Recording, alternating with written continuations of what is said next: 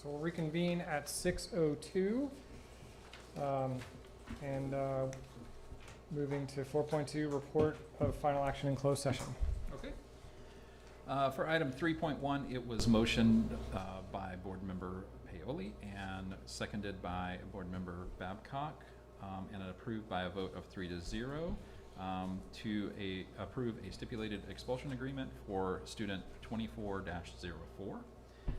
And on item 3.3, it was motioned by Trustee Paoli and seconded by Trustee Babcock and approved by a vote of 3-0 to approve the separation agreement for a classified staff member.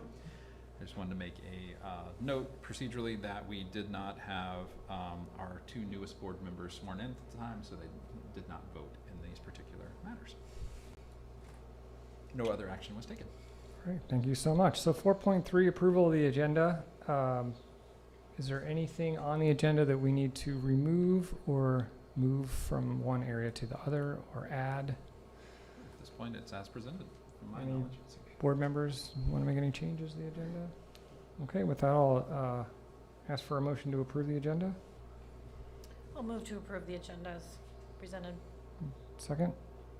I can second that. All right, all those in favor? Yes. Aye. Yes. Aye. Okay. All right, 4.4, public comment on non-agenda items. And I will just read this disclosure quickly. Individuals may address the board on agenda and non-agenda items during public comment and or at the time they are under consideration by completing the speaker form provided on the table at the entrance and submitting to Renee Holes, administrative assistant.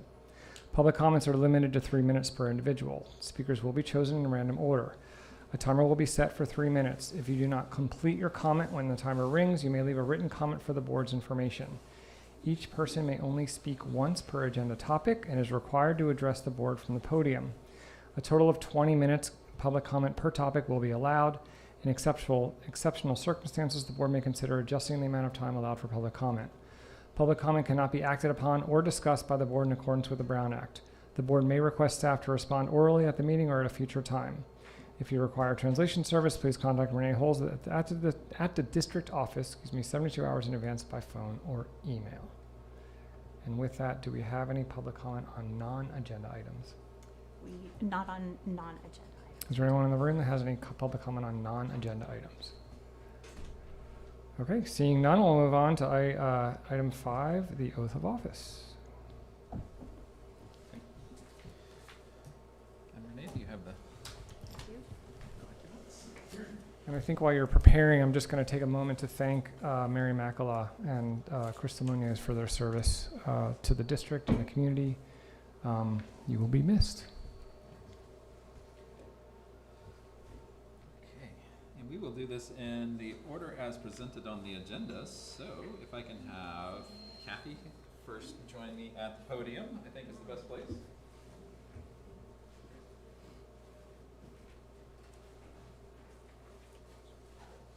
Okay, put it here so we can both read. I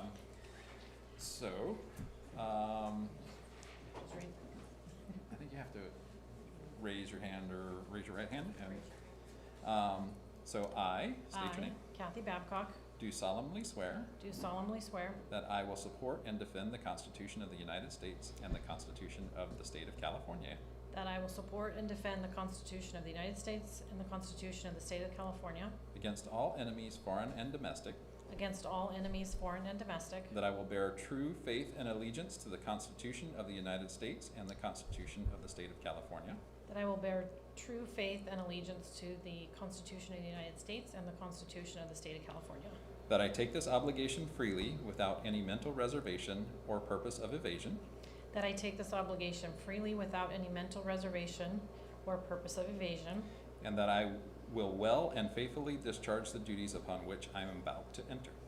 and that I will well and faithfully discharge the duties upon which I am about to enter. Congratulations. Thank you. Welcome to another 4-year term. All right, Luz, I believe you're next.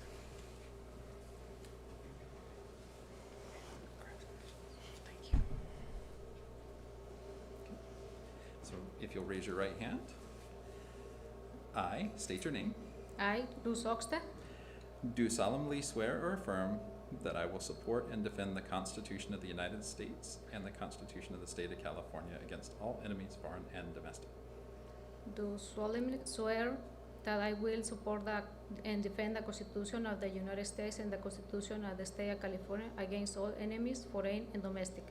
That I will bear true faith and allegiance to the Constitution of the United States and the Constitution of the State of California. That I will bear true faith and allegiance to the Constitution of the United States and the Constitution of the State of California.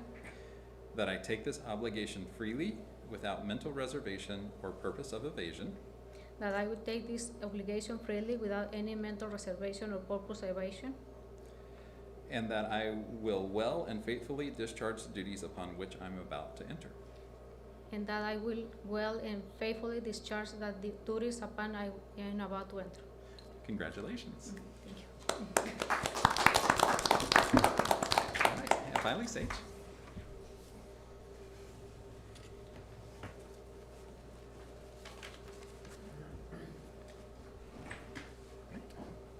I state your name. I, Sage Statham, Do solemnly swear or affirm that I will support and defend the Constitution of the United States and the Constitution of the State of California against all enemies, foreign and domestic. do solemnly swear or affirm that I will support and defend the Constitution of the United States and the Constitution of the State of California against all enemies, foreign and domestic. That I will bear true faith and allegiance to the Constitution of the United States and the Constitution of the State of California. That I will bear true faith and allegiance to the Constitution of the United States and the Constitution of the State of California. That I take this obligation freely without any mental reservation or purpose of evasion. That I take this obligation freely without any mental reservation or purpose of evasion. And that I will well and faithfully discharge the duties upon which I am about to enter. And that I will well and faithfully discharge the duties upon which I'm about to enter. Congratulations. Thank you.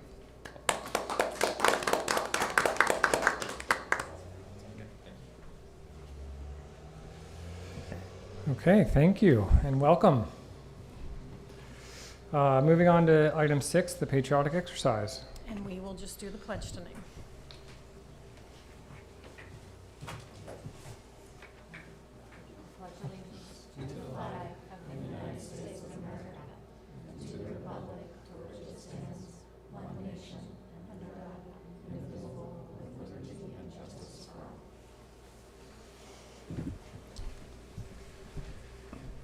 Okay, so moving on to item 7 is organizational items that every December, the board undertakes. The first one, 7.1, is election of offices, and 7.1a is the election of board president.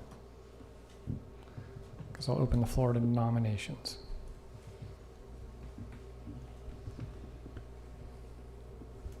I'll nominate to continue with our current president, Scott Schneider. Is there a second? I think everyone nominates and then we do it as an action or a motion. Everyone. Second. Oh, so both So of them. there, someone else could nominate. So you Right. have to Is there pass any it. other, sorry, is there any other, thank you, Diana. Any other nominations And I think you are supposed to accept.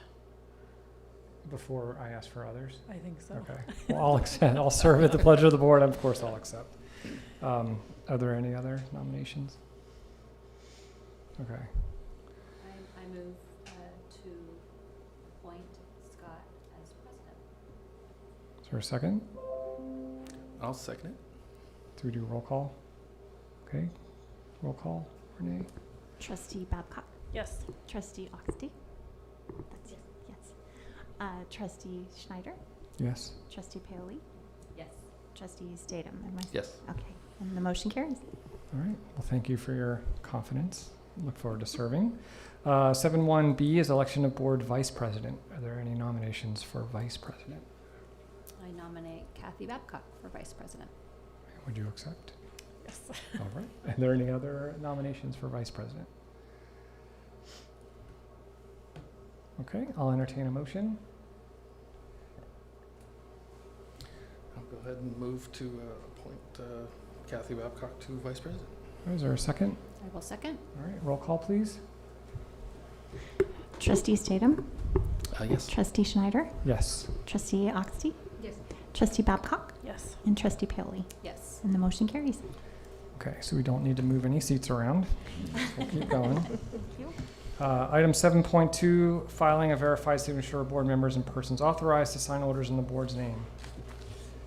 If you wanna- So this is just a pretty standard, we'll send this document around for everyone's signature, authorizing, so you have your signature on file, and then authorizing me as the superintendent and Jamie Main as the CBO to take actions on behalf of the district. And it will be witnessed by Renee. Okay. And again, these are all just actions that we must do before we can do any other regular business.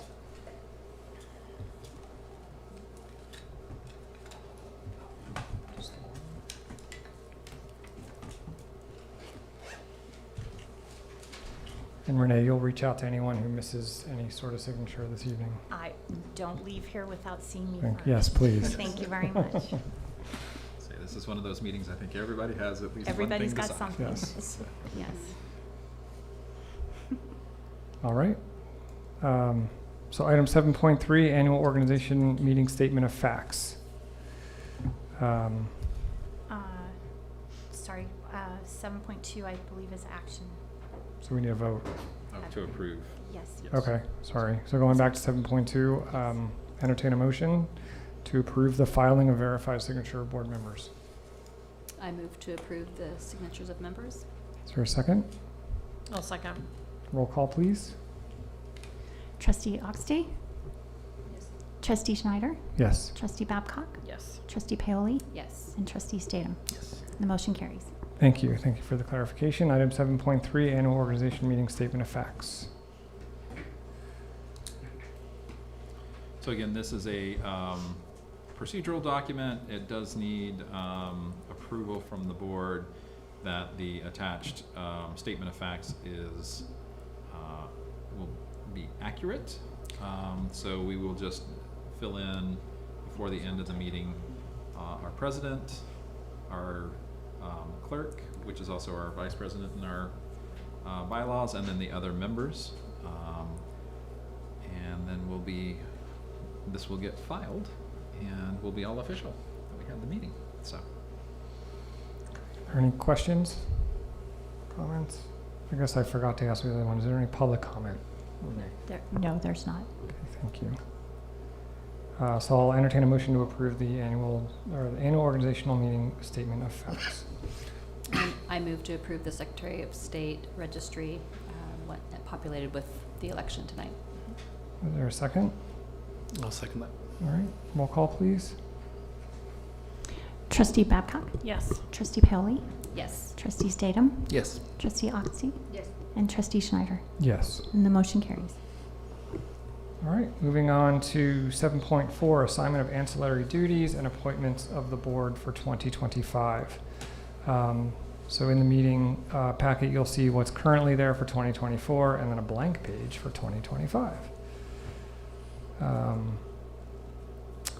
I think the first 5 are traditionally each board member is assigned to a site as their liaison between the board and the site.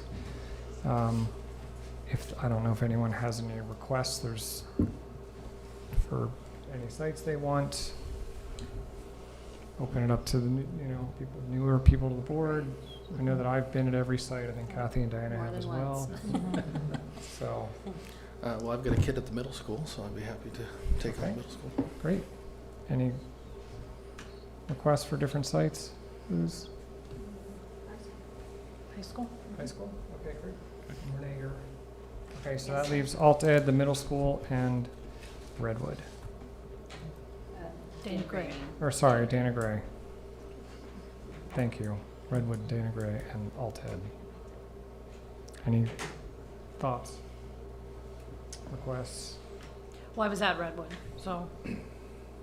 I'll take one of the other 2, but I have no.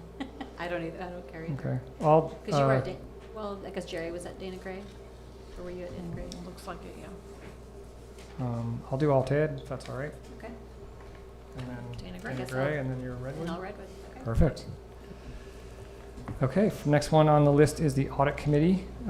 Generally a committee that meets once a year. If that, we are the point for the auditor. Usually one of us will meet with them on the phone to go over any concerns or issues with the audit. And if there are any bigger issues, then we'll call a meeting, but I don't think there's been one in a few years. So, if there's any members interested in serving, usually 2 members serve on this committee. So open it up to anyone who'd like to serve on this committee. I like audits. Perfect. Yeah. Is there anyone else on the board? I can do it again Okay. if no one wants to. Perfect. All right, so Diana and Sage. Next is the bond committee. Generally 2 members that meet with the bond, well, there's a, Which I don't even, I think we got left off that last meeting. Oh, So, Citizens Oversight Committee, or? We can make sure you make it to the Citizens Oversight Committee is that meetings. what it's turned into? Because at the beginning, we met with and did the walkthroughs with the contractors and Oh, and okay. then, yes, we came when the bond can- oversight people came and did the tour and. Yeah, we can certainly bring you in on those Well, I pieces don't know as well. what's I think Jerry- required. yeah, I think Yeah, it was Jerry Jerry was and with I, you. yeah. Yeah, okay. He was our contractor for Lynn, so he was, that's Kinda why. makes sense, for And sure. I don't know why I was on there, but, Yes, we can make sure that you get invited to those meetings, so. all right, any interest, do you want to continue to serve on that committee? sure. Anyone else on the bond committee? No? Do we need to? I think one's fine. Okay. Yeah. I think as an, I mean, as an alternate, if you can't attend, I'm happy Okay. to go for you. Next is Negotiations and Personnel Committee. This is a newer committee that I think is really at Joe's discretion if he ever has any issues between board meetings that he just needs some advice or bounce things off of. And so, any interest in this committee? I know I'd like to, if it's ever called. Is there anyone else?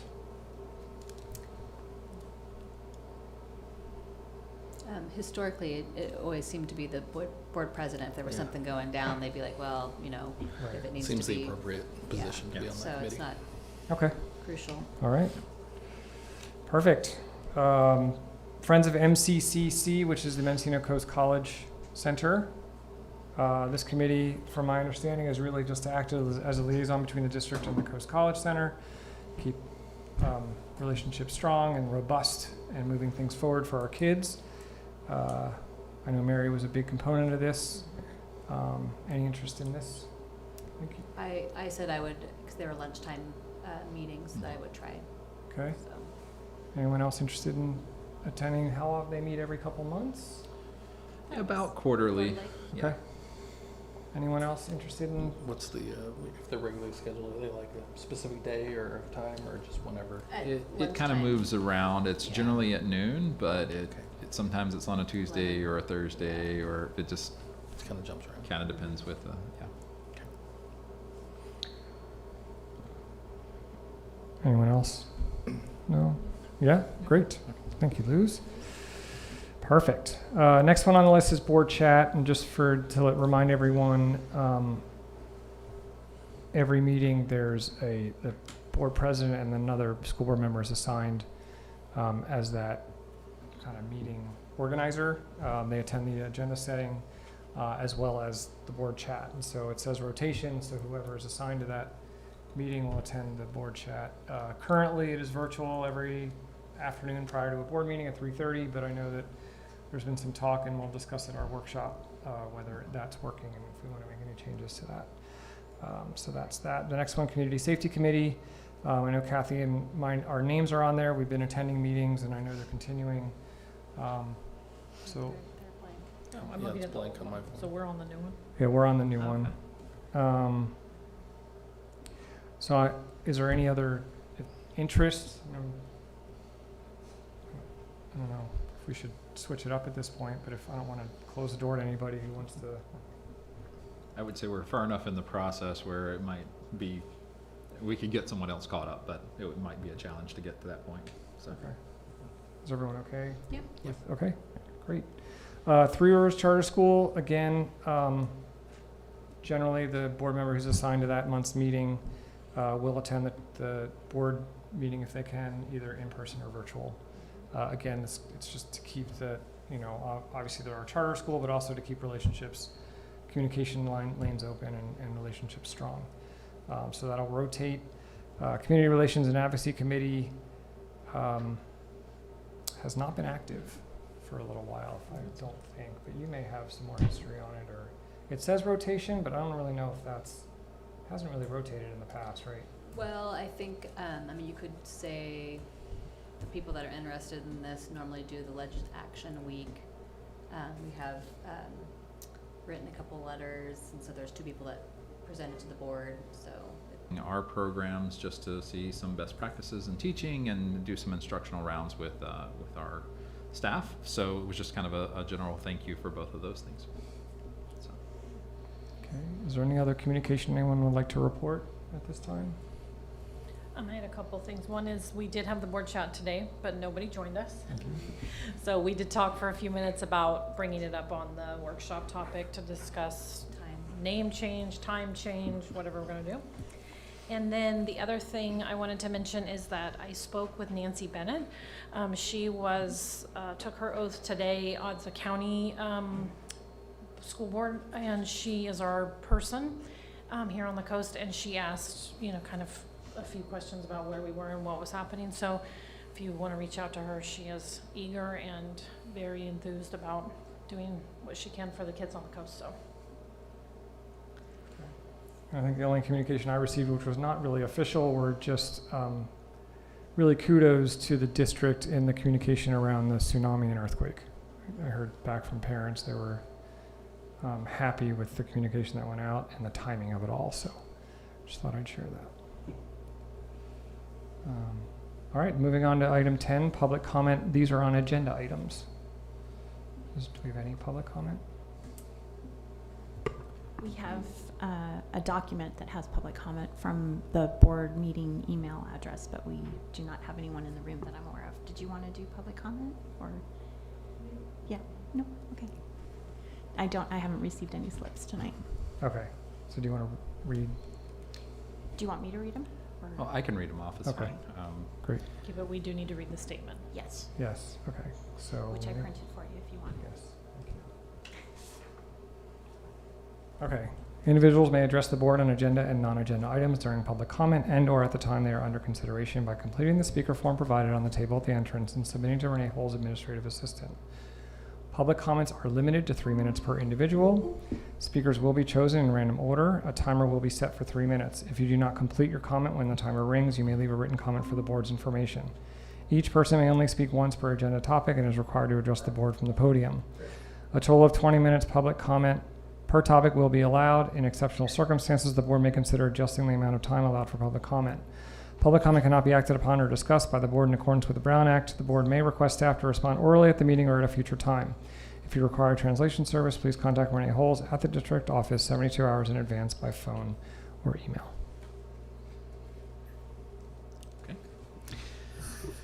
So our first email was from Linda Reese-Wall, and it says, "Good evening. I write in support of continuing the SRO program with FBUSD. This is a valuable resource that our students, staff, and community need.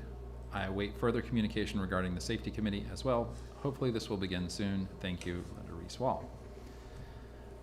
We have a communication from Liliana Diaz, and it is also concerning the SRO program. I'm writing this email in concern for the SRO program's continued pause and possible cancellation of the program. I am a mother of a child in FBHS and a child who will be going into FBMS next school year. I am also a Fort Bragg local who not only was born and raised in Fort Bragg, but have gone through all the public schools myself. I can tell you firsthand that the school environments have changed when I was in school. I graduated in 2008. Last year in 2023, there was a fall shooting called in. I've never been so scared in my life. I found out about it from my daughter as she was under a desk under lockdown and texted me to tell me how scared she was and to tell me she loved me no matter what happened. Thank goodness that was false, and a learning experience for all. What a relief it was to know that there was now an SRO program that had the officer actively on school campuses. The pause in the program was appropriate if it was done to investigate disheartening rumors about the SRO involved in unfair incident at Fort Bragg Middle School. At first, I was upset. Myself and my children are of Hispanic descent, a minority, and the rumors painted a picture of racism and unfair treatment. I have now seen the body cam on Officer Beek and to see the truth, my concern is now to keep the SRO program in the schools by how the situation was handled by the officer. I believe that if he was not there, the faculty would not have been able to properly contain the aggravated student and more people would have gotten hurt. He even gave a few back pats to calm him down, which reminded me of something you would do to a family member or a friend to let them know you have their back and that they can trust you enough to calm down a bit. I also know that the child in the handcuffs' father was accused of battery of a minor on 6/20/24, and I believe that this family is actively trying to get back at the police for the incident as well.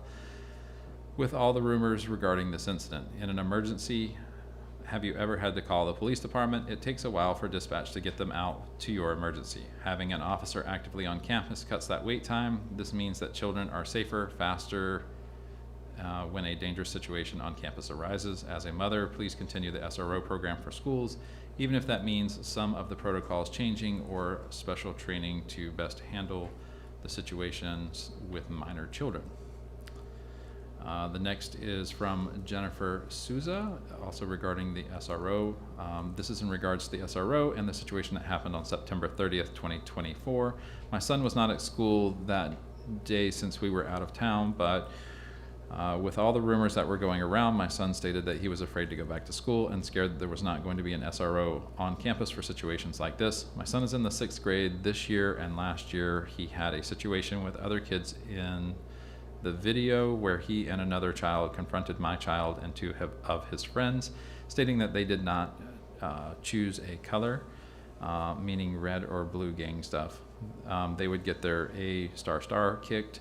I called the schools Dana Gray and Shelter Cove. They didn't seem to take it seriously, so I made a call to our police captain, who went to the children's homes and spoke to the parents, and also added extra patrol around the school when school got out. I believe having a police presence at your school is important. It makes the kids feel safe, knowing there's someone to go to in a time of need. When I asked my son if he has ever had a negative interaction with the SRO, he stated no.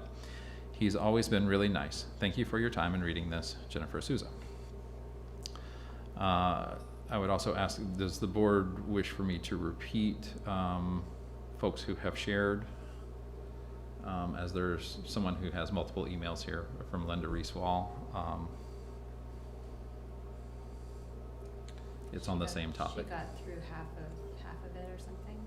So. Yes, and it's on the same topic, so I don't know if It's in this is on public, the public can see it, right? yes, Yeah. the public can see that for reference, so.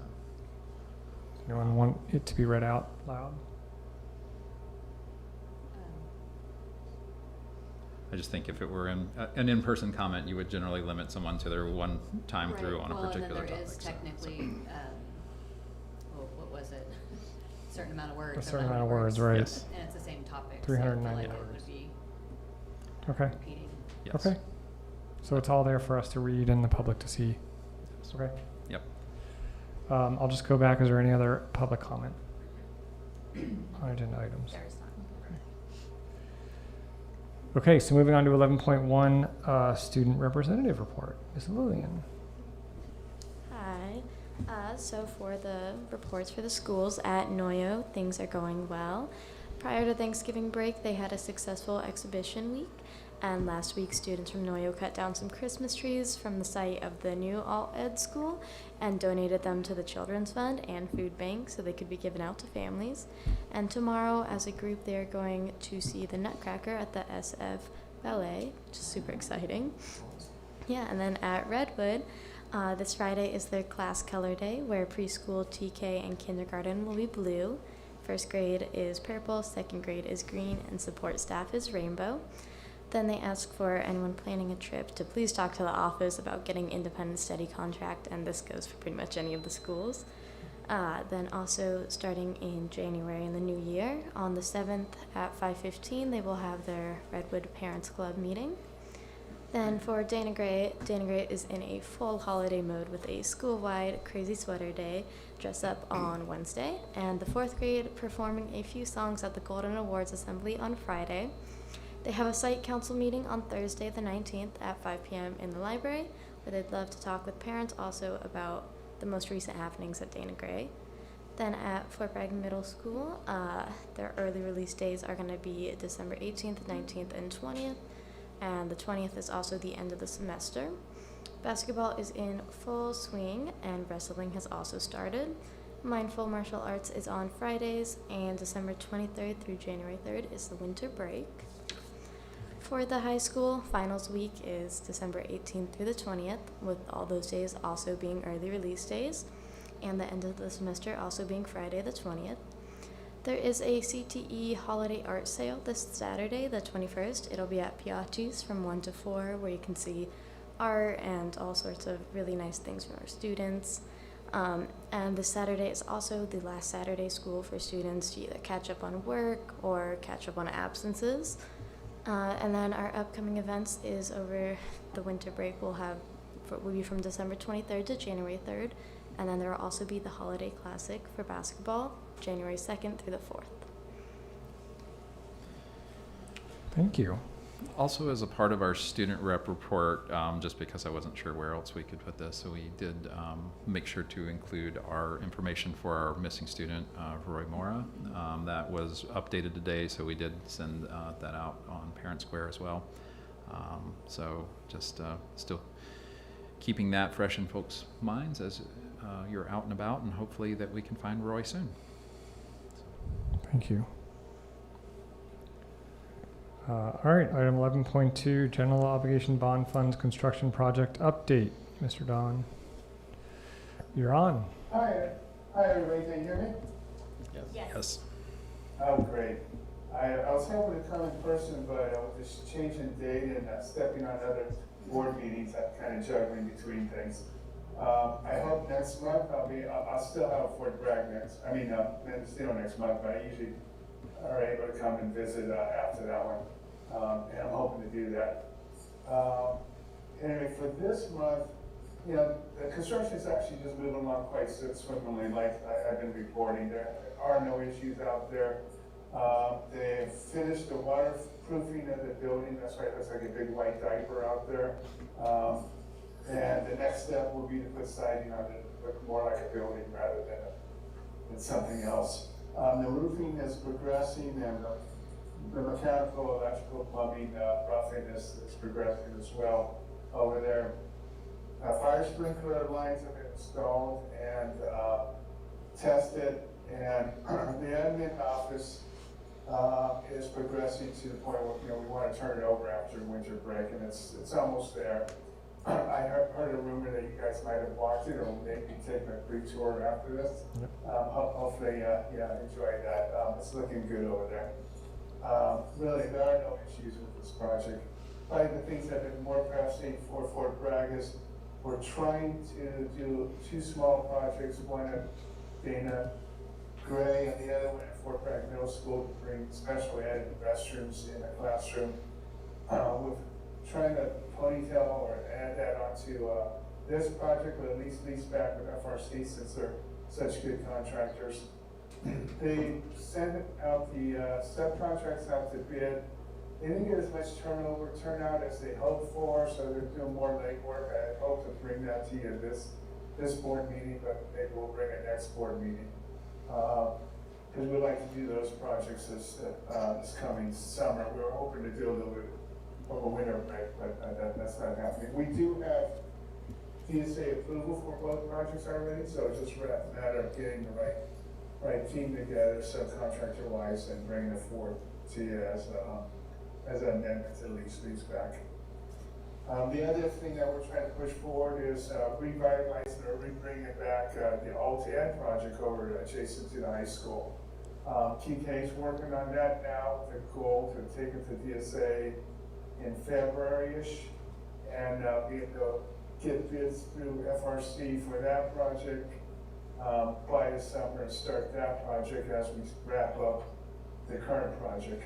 So those are the things that have been keeping us more hoppy than the project that you see in the construction. We've got Brandon Henry out there, the superintendent. He's just moving right along on that project. So, and anyway, with that, budget-wise, we're doing fine. Actually, we've got negative change orders because there are some contingencies and allowances that we're not having to use. So we're just doing just fine. I kind of, with that, I'm pretty much open for questions. I really don't have much more to add. Any questions on the board? What was the reason for the 2 smaller jobs? You can't find anyone available because they're too little? The Dana Gray Middle School? Yeah, FRC was hoping to do a lot of the work in-house themselves because of the size of the project.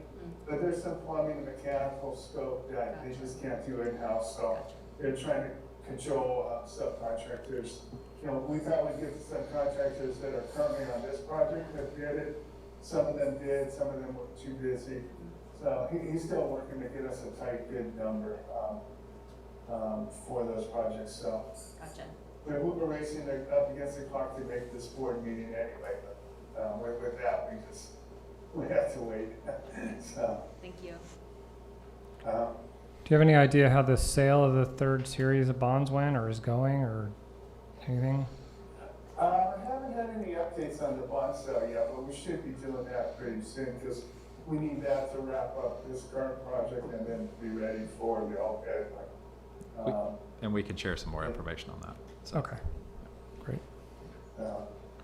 I'll work with Joe and Jamie on having an update meeting with their bond people. Okay. Any other questions? Comments? We did tour before the meeting. Looks great. Thank you.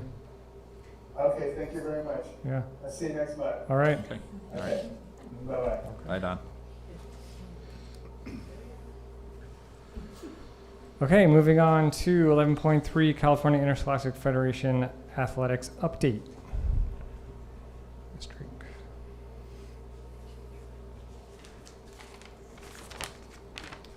Hello, I'm Brianna, the athletic director, for those that don't know.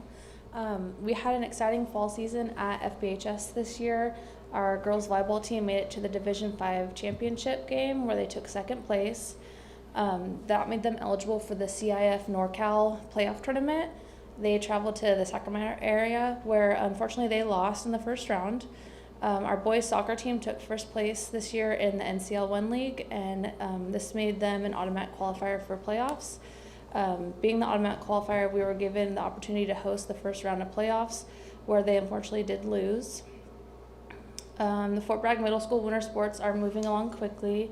Our girls basketball team has 26 students participating, with 14 on the A team and 12 on the B team. Boys basketball has 34 students, 14 on the A team and 20 on the B team. With the big amount of students that came out, the coach decided to do a practice team and a travel team, where they both practice together, and the practice team is improving their skills for next year or the opportunity to possibly play in a game this year. Middle school wrestling is just starting up. They're working on their conditioning to prepare for technique practice and matches, which will start after break. And there are 12 students on that team. For boys and girls basketball, they are hosting tournaments this year, and that is going to be their biggest fundraiser. The boys tournament is January 24th through the 25th, and the girls tournament is February 7th through the 8th.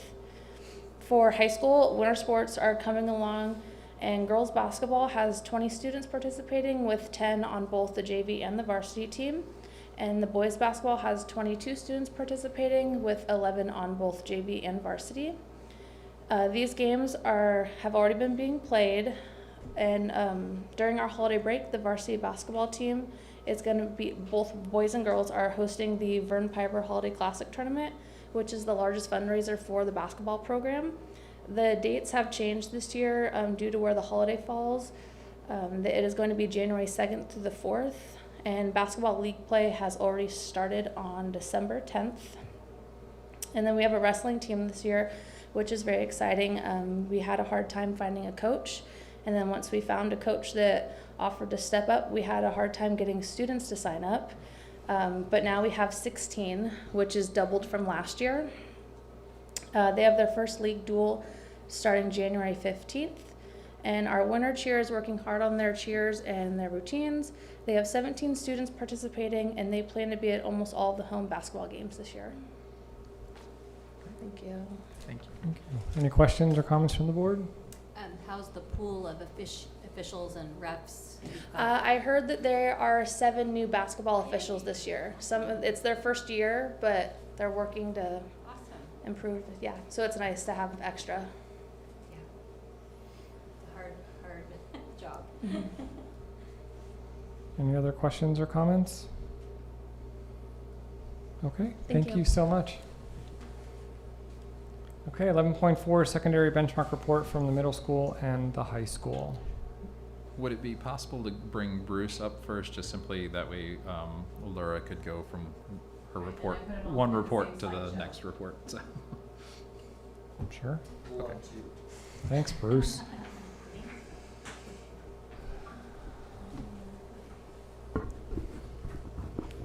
Good evening, I'm Bruce Triplett, principal of Fort Bragg High School. You can go to the next slide. That's just kind of some goals we put on there, and as you can see, we definitely need to work on our test scores, which I think if you looked at across the state, that's a growing concern everywhere. And one of our goals this year, or has been our goal, is to improve our EL scores. Next slide. So I think you guys looked in there. So I was trying to give you a better visual, because sometimes we come up here and they're not you have to explain a little too much. So this is kind of a snapshot, and we put it into a slide. But if you go in further, there's a link in there, and you can see actually what all the data they put in there. So from the English, and as you can see, it's just a snapshot. This was they look what they did last time, and as you'll see, we continue on. There's a spot in there for each benchmark we do. So one of the things that they looked at that you guys probably saw as well was they're trying to find a better way to support the EL population, and especially our newcomers. And I think it's going to be, we just hired an ELD teacher, so I think we're trying to piece them in. So there's going to be a lot of student schedules will be changing come January 6th. And we're breaking up our ELD, because right now Mr. Aragón has 30 students, and they vary from, are just coming in with minimal English to some that are starting to speak. So it's been tough for him, because you get a new group of kids that come in, and then he's got to try to bring them up to pace with the other students. And so we're going to be breaking up to get our newer students that are just learning, and then the ones that are can be more supported outside of the class, which I think is going to help. As you can see, what they looked through when they were analyzing their data is again, a ELD teacher will help, and they're looking at other ways to reteach, because I think some of the times when they do the benchmarks, it doesn't always equate to the state testing, and they're trying to find better questions to ask and other ways to support students that maybe aren't getting the concepts. Next slide.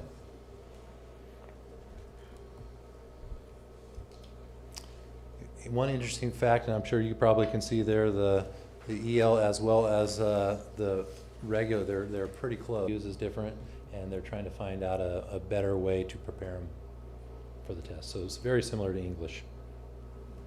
And again, same thing you'll see throughout this is they're trying to find other ways to support students to retake. So a lot of our teachers, they can come and retest, and they can make up points if they got a poor grade on a test, so that hopefully that'll encourage them to gain those concepts.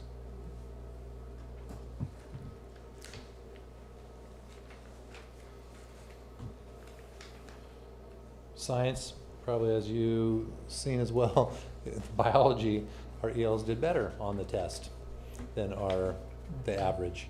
And again, I think that is the same thing with some of the math notices that they're going off of the class, out of the classroom to test, and I think they're using more supports than they traditionally would get on a regular test. So they're looking at ways to, again, help them, support them with the to be comfortable to go off in the classroom, but also to incorporate more strategies so that they can get those concepts, so when it does come time for testing, that they can do better. And as you saw probably with the other ones, there aren't EL students in our algebra, or sorry, our Physical AP science. was yeah, physical AP. science. There and- isn't, there's, AP Bio. and AP Bio. yeah, Okay. AP Bio and our physical science, there weren't any students in there. Which you'll see social studies as well, same thing. I think there was 3, so we didn't show them on there in world history. There was only 3 students. And again, same thing, we have as you can see, we took off the sheltered kind of, we have a bilingual aid that is in that classroom as well. So that's why we kind of separated our U.S. history, because there's a big difference between our U.S. history versus our sheltered U.S. history, what they improved. And it was a little different test, so that's why we separated those 2 out. Economics, I think, was the same issue that we noticed, and you saw probably if you read the comments, was they had a lot of support. A lot of the stuff was in their native language, which helped them do better on the test, and they definitely had a lot more resources to support them. Unlike U.S. history, right? Unlike U.S. history. Right, Right. correct. So And so same are- thing, their goals in there was to continue, with our active student engagement strategies. All of our departments are encouraging students to retake so they can gain those concepts as well as improve their scores. And again, supporting our students so they can do better on the CAS test. So are the EL students not enrolled in world history? Is there not room in their schedule, or? They did not. I think we had the one classroom, they're probably next year, the ones that are in the US will go, it's kind of like the anchor model where, because we only had one place to put them, next year they'll go into the world history. Gotcha. So that's why there was none there. And the ones that they weren't in the class, there was only 3, so we didn't put. So any questions? Any questions on the board, comments? So your biggest challenge, what do you, Well, there's lots of challenges. I think one of them is just for students to take the test serious. And we've tried to, like most of our classes, our departments, they give extra credit, or they grade bump if they do improve. If they were proficient, they go to advanced, they give them a grade bump. But just students that doesn't really have an impact, so try to find ways to encourage so that they do try their best. And we've changed some of the ways we do it so that they're testing in their actual English or math or class. So that has helped. And we've had some turnover, which has not helped in some of the departments. And our ELs, I think, with hiring a new person, that's going to help because we can, better support them to get because they're not going to do well if they can't speak English. How are they supposed to do great in other subjects? So 30 that's why kids, it's been that's a lot. helpful. 30 it is. We went from 3 at one time to we've had, 12, 15, and this is the most we've had since I've been at the high school. It's been over a decade. To differentiate 30. It is difficult. That's wild. Yeah. So kudos to Danny for doing it for a semester. Yep. and is the newcomer academy, is that on hold for the year, or are we still looking? Just because of the middle school, it was much harder if we disrupt the master schedule there to make everything work for students, just because we have fewer places in the day to do that. So we're not following that concept completely, but the reference that Bruce was making with the ELD teacher, that's going to support that work that we were doing there, Perfect. planning there. at the high school, so. Okay, great. Any other questions for Bruce? Well, thank you. All right, Thanks thank for all the you. work. Okay, middle school.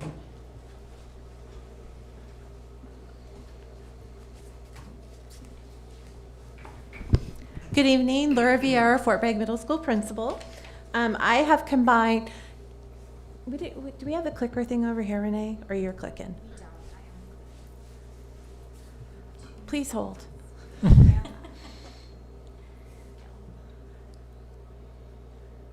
Okay, great, and you can go to the next slide. So Laura Vieira, Fort Bragg Middle School principal. This is the display case when you walk into the front doors that go by Cotton Auditorium, done by our leadership class under the direction of Ms. Perryman. We shine brighter together, all student designed and fabricated. That is the snow that you see in the foreground is our shredded paper from the office. So we're using all of the materials that we have at the middle school. These are our iReady scores over time for reading. I've shared this with you in the past. The colors follow the different cohorts. So if you go over to the 2022, the first iReady benchmark, the ones that go in kind of that pale yellow, that follows the group, which have now moved to 8th grade. The reason for 23 that you see only 2 is we were doing 3 benchmarks and then we moved to just 2 a year because then we do a student writing sample. And the teachers postulated that we didn't do as well in the CAS because we were doing too many iReady tests. So that's why you see it like that. Questions on the iReady for reading? Okay. So then the next slide goes to math, where same thing, color-coded, following the cohorts. I will say that our scores on the iReady and our reading are indicative of where we landed on the CAPS score, and historically they have been since we've been doing it in 2020. It does give us a pretty good idea of where our kids are going to land on the state test. So not great, but also not unexpected on the CAS because we expected it with our CAS scores. With our iReady scores. Next slide. So this is a new format for sharing the writing data with you because I was trying to figure out how to put together all of the scores because the rubric, which if you go to, so Renee, if you'll go to the next slide, but then go back to that one. So I linked the prompt for 7-8. Autocorrect showed it as 7/8, but it's grade 7 and 8 had the same prompt. The 6th grade prompt is there with the rubric that was used for all the grade levels. And then each grade level analysis is linked in the slides for you to look at. And then Renee, if you'll go back to the one before that, thank you. So as you can see, we did have some student papers that scored a 4, which is the highest. We didn't have that previously. So there is growth in our writing. We still do have a lot of work to do.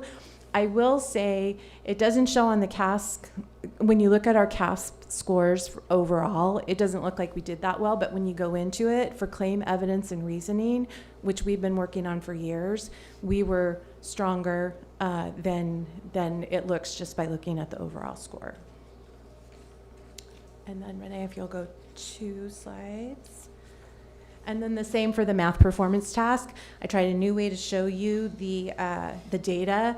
On this one, I believe in the slide notes, I linked it to, or did I do it? Wait, hang on, let me look. Yeah, I linked the data analysis in the presenter notes, so you can go see what the documents were from the teachers.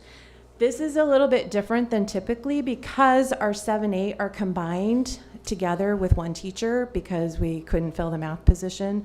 So it's an accelerated program with 2 years of math in 1 year. And so it looks a little different because it is by grade level, but knowing that our 7th and 8th graders have the same teacher. So it's not broken out the way it usually is by each grade level. And then if you'd go to science, Renee. So science has, let me check and see how I did this one. Yes, science on the next slide after this one, and then you can go back, Renee. I did the same thing. I linked the benchmark assessment with the rubric and then the analyzer that the science department worked on to analyze student data. What I would highlight, if you'll go back, Renee, to the one, no, not that one. The one, yeah, that one.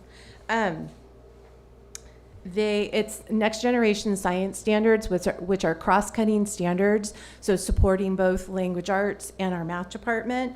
And you can see kind of on that slide, it's small, but like graphing assessment, it has how many 4s, how many 3s, 2s, 1s. And on that next slide is where the rubric is, so you can see how students were graded on their work. Okay, and then next slide. So actually, any questions on the data? Because now I'm going to talk about highlights. Or we can do it I can go through the highlights and we can come back to the Sure. benchmarks. Yeah, let's do Okay, that. perfect. So this is the standing whiteboards, which I don't know if you can see in the photograph. The kids, there's whiteboards randomly throughout the middle of the classroom. This is our 7-8 math class. The innovation grant was used to purchase those, and kids are working on 2 truths and a lie, which the directions are in the upper right-hand corner of that slide. So it's kids in cooperative groups talking about math and explaining their claim, evidence, and reasoning. Next slide. This is our 7th grade humanities. They read Return to Sender, and the students were asked to trace a theme throughout the novel, and they had to have 2 quotes and then a paragraph explaining the theme. So you can see there's overcoming loss, grief, bullying, discrimination, kindness, immigration and literature, and hope. And just so you know, when you guys look at it, you can go in bigger and you can see what the students wrote. Next slide. We have Web through the Boomerang Project, where everybody belongs. This is where we have our 8th grade mentors and what do I want to call them? Well, 8th grade mentors that work with our 6th graders to help them get comfortable in the middle school, help show them around. They meet with their advisors, which are Tracy Perryman, Jason Godak, Ryan McGee, and Chris Neller. They meet with them on a regular basis to get trained and then go into our 6th grade classrooms to build those relationships and just to help with the transition to the middle school, building strong community relationships and supporting our incoming 6th graders. This is a picture of our 6th grade barbecue that we do annually down by the Cipolla field, that parents come and help barbecue, and there's games and face painting and all kinds of fun stuff for 6th graders to do. Next is, so this shows our student council elections, which I think that was the first time we were all in Cotton Auditorium together as a student body.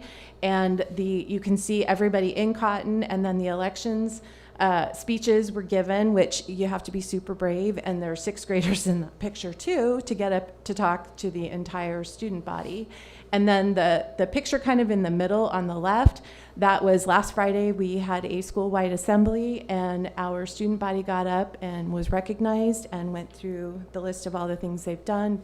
They did a movie night like 2 weeks ago. They, last year, worked on we have student vending machines now, which are new, that sell bubble water and wellness policy approved snacks for students. Next slide. The biggest thing I think that's new this year are the Yonder pouches, which is the name of the pouch that your student's cell phone goes in and gets sealed for the day. Also, students who don't have pouches, the other picture on the left is the pile of cell phones that get turned in for the day, just so because they can't, they're either in a pouch or in the office. But what I do want to highlight, what we've noticed by kids not having their cell phones, the picture in the middle, that's kids playing Foursquare at the middle school during lunch and break. Kids are playing now more than ever. When it's a nice sunny day and you're out on the yard, the basketball courts are full, the soccer field is full, and the Foursquare courts are full with kids playing. And they're not, looking down at their phones. They're engaging, they're talking to one another.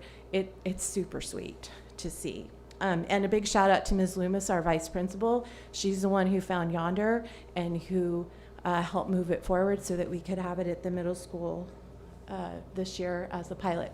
Also, I think it was September, maybe, Superintendent Aldridge called and said, hey, your behavior data in the same time period from last year, we saw a 66% drop. So it's been a good thing. Next slide.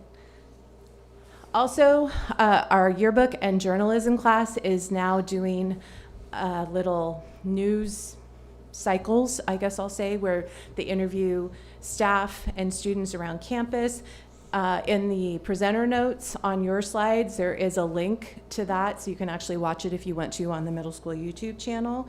And they, you know, what's your favorite music? One of the things was, what's the history of the middle school? So it changes all the time. It's a great thing to go and see what's happening. It's the buzz at the middle school. Next slide, please, Renee.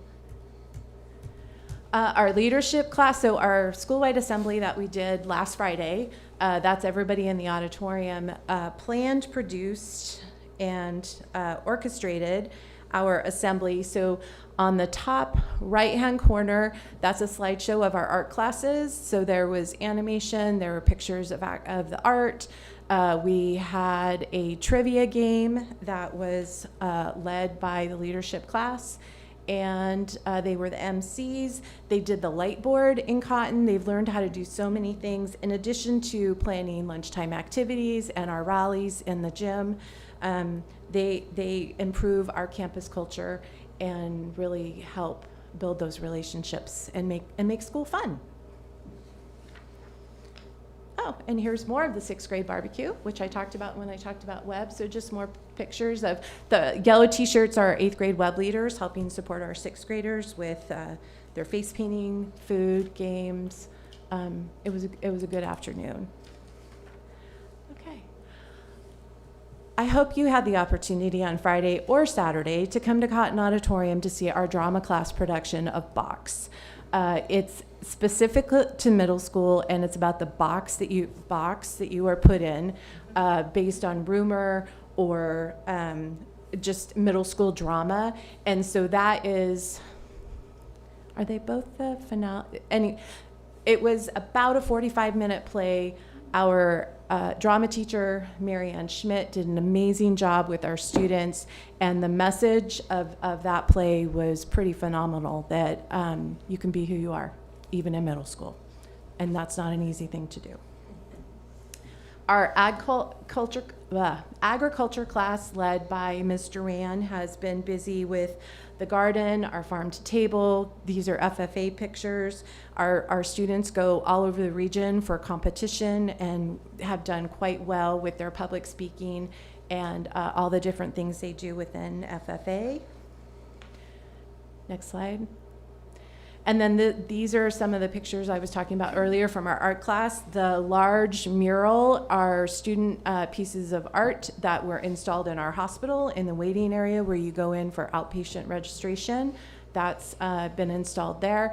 And then the 2 windows on the right-hand side it was during Magic Market middle school student art in the windows at City Hall. Next slide. And then here's our band. So the top is our beginning band on the Cotton stage, and then the bottom is the intermediate band last Friday at our school-wide assembly.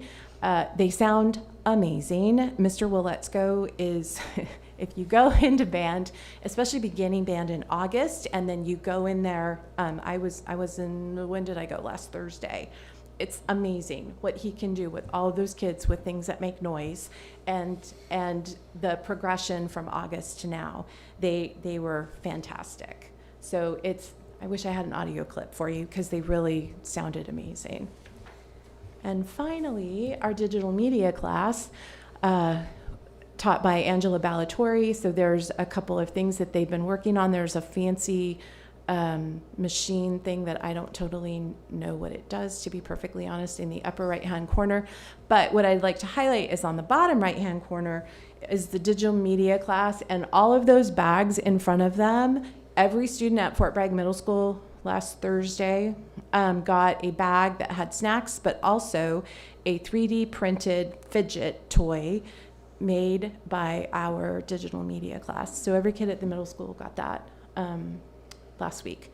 So really cool things are happening at the middle school, and our staff work hard every day to help support our kids. And I'm proud of all the teachers that I get to work with on a daily basis, because the middle school is a pretty cool place to be. Okay, data questions or highlight questions? Any questions, comments? I didn't have any on the data. You answered a couple of questions I had. You really showcased all that's going on over there, which is quite busy. Could you possibly have clubs during the day or after school on top of all of this? We do have some Offerings. lunchtime clubs. We have the book club that meets. We have the quiet club that meets. Okay. So during lunchtime, there are some clubs that do meet, yes. Perfect. Yeah, that's a lot. And then there is our after-school program, which I did not include in this, but we just started an aviation club with a licensed pilot, and so there's a lot of student interest in that as well. But that's part of, we tried to figure out where to put it, and it made more sense to have it be part of Kudos, so they had enough time, because with a 30-minute lunch, it was hard to get to what they Right. needed to. So Kudos still is offering, it could be considered a club, really.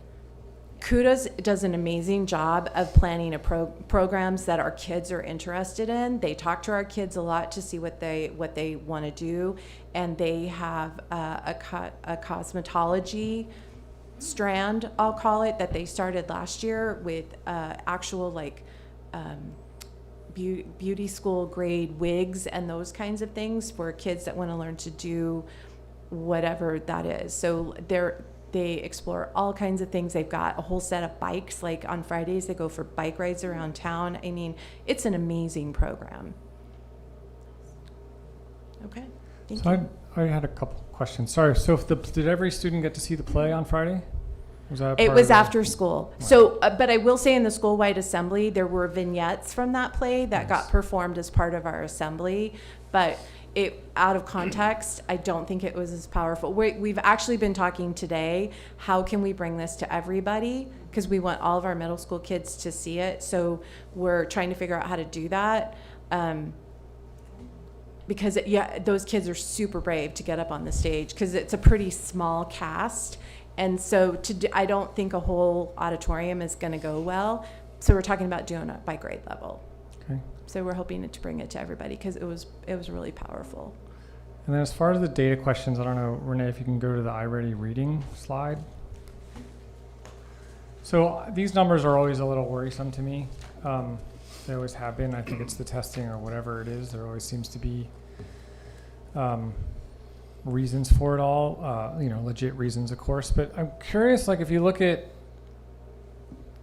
2022 second between 2023 third, right? All the numbers go down. And I guess I'm wondering, it seems like in the middle of the year, more kids can read at grade level than they can at the end of the year. And I don't, yeah. Well, so part of why we dropped that third iReady is because we believe kids had testing fatigue. So yes, it did go down. And honestly, I don't remember back at that particular time exactly what happened. What I will say though, if you look at the 29% for the 2024, the first benchmark for reading, it correlated. So those are our current 7th graders, but last year their 6th grade CAS score for language arts, it was 33.33%. So it's pretty close ballpark. And there's a myriad of reasons why test scores go up or down. It just, it depends on the kid. I do think, forgive me, Superintendent Aldridge, I do think both staff and students are not necessarily, they're not super excited about iReady, but what I will say, it's nationally normed, 100% aligned with the CASP, and it really does give us a good indication of where we're gonna land. And the way that they ask the questions prepares our kids for the CASP.